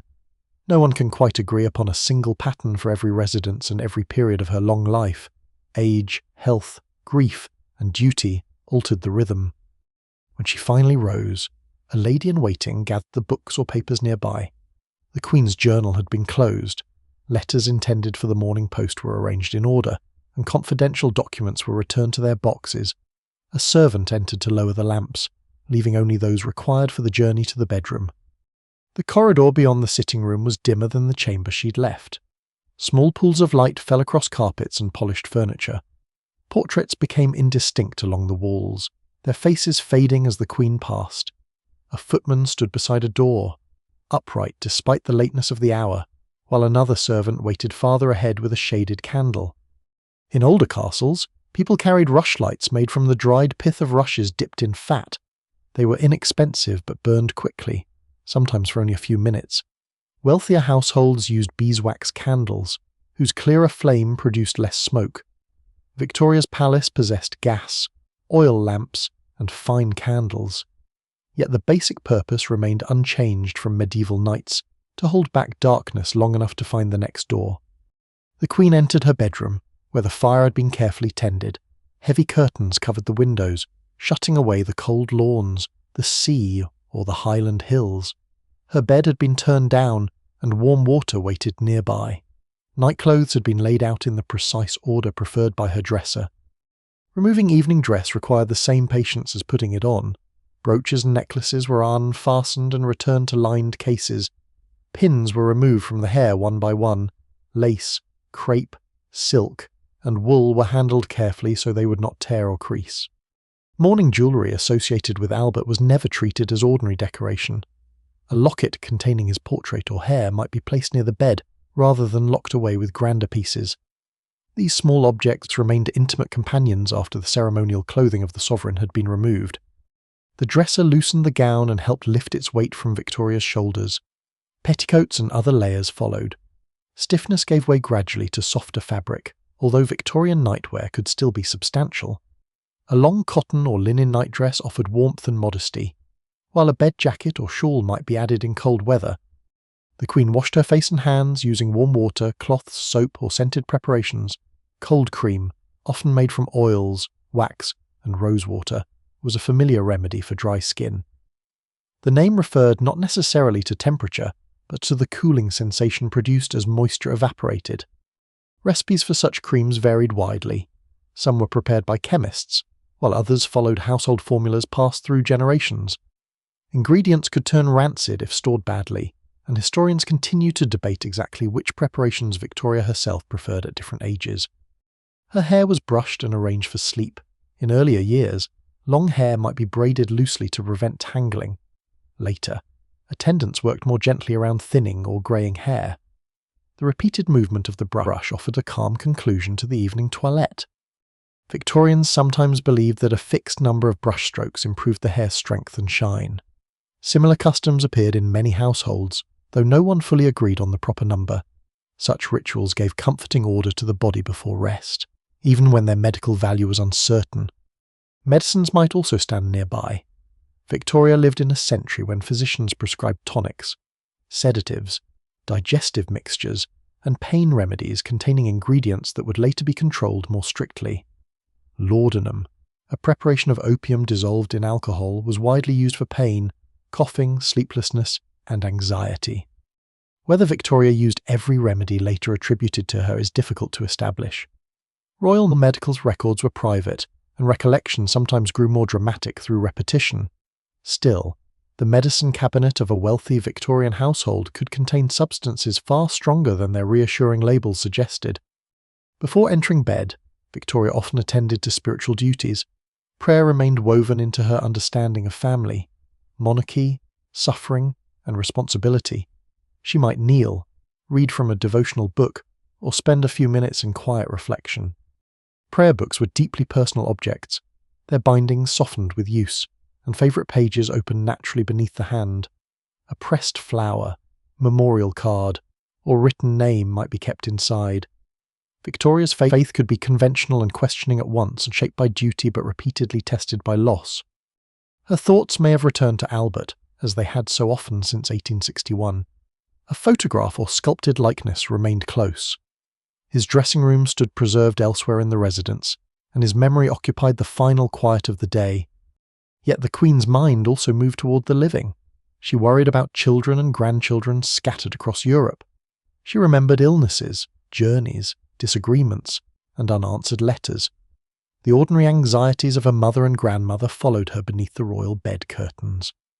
A maid might place a glass of water within reach. A small table held a watch, handbell, book, candle, and personal objects.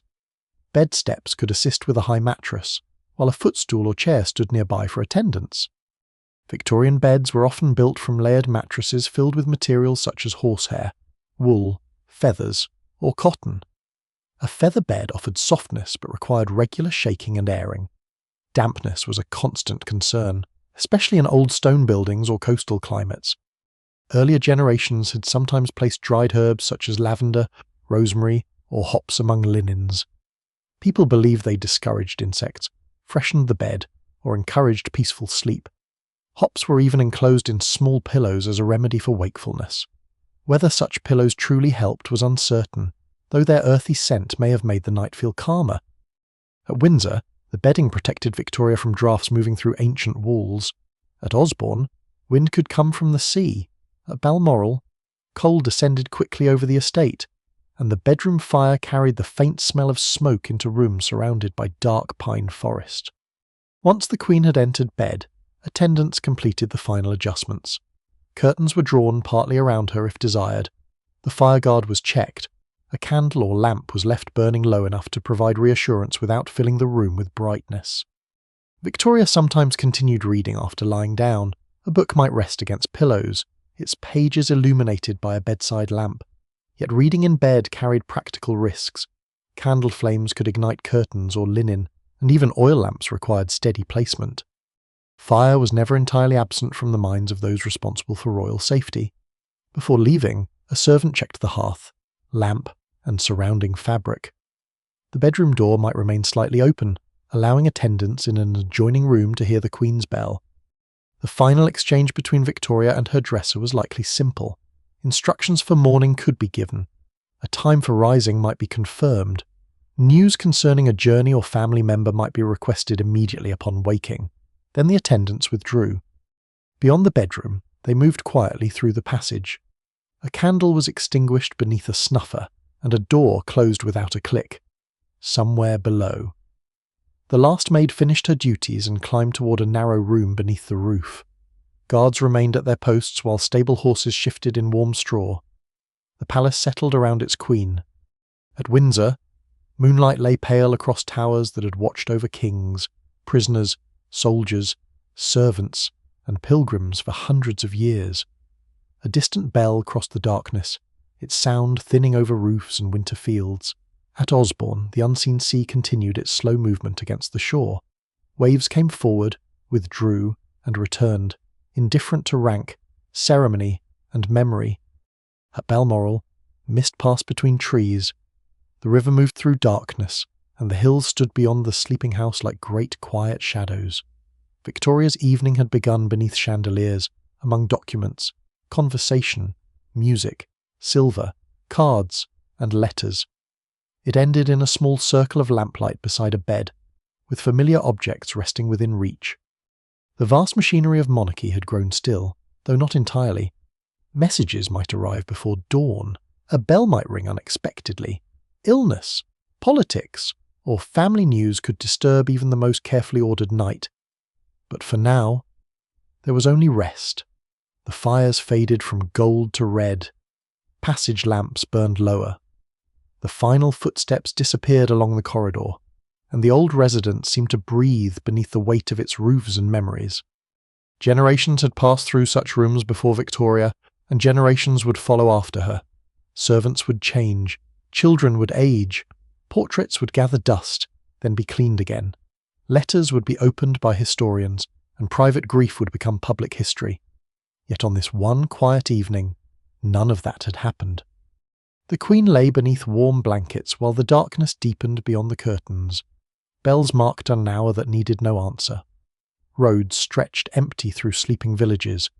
Trees moved gently in the wind, and distant windows went dark one by one. The palace, the cottages, the churches, and the wet fields rested beneath the same night. And now, as the last candle dims and the final fire sinks softly into ash, we may leave Queen Victoria to her sleep. The corridors fade, the old clocks grow distant, the royal rooms recede into shadow, carrying their music, letters, memories, and whispered footsteps with them. There is no need to hurry back. The roads are quiet, the bells are far away, and the long Victorian evening has finally come to rest.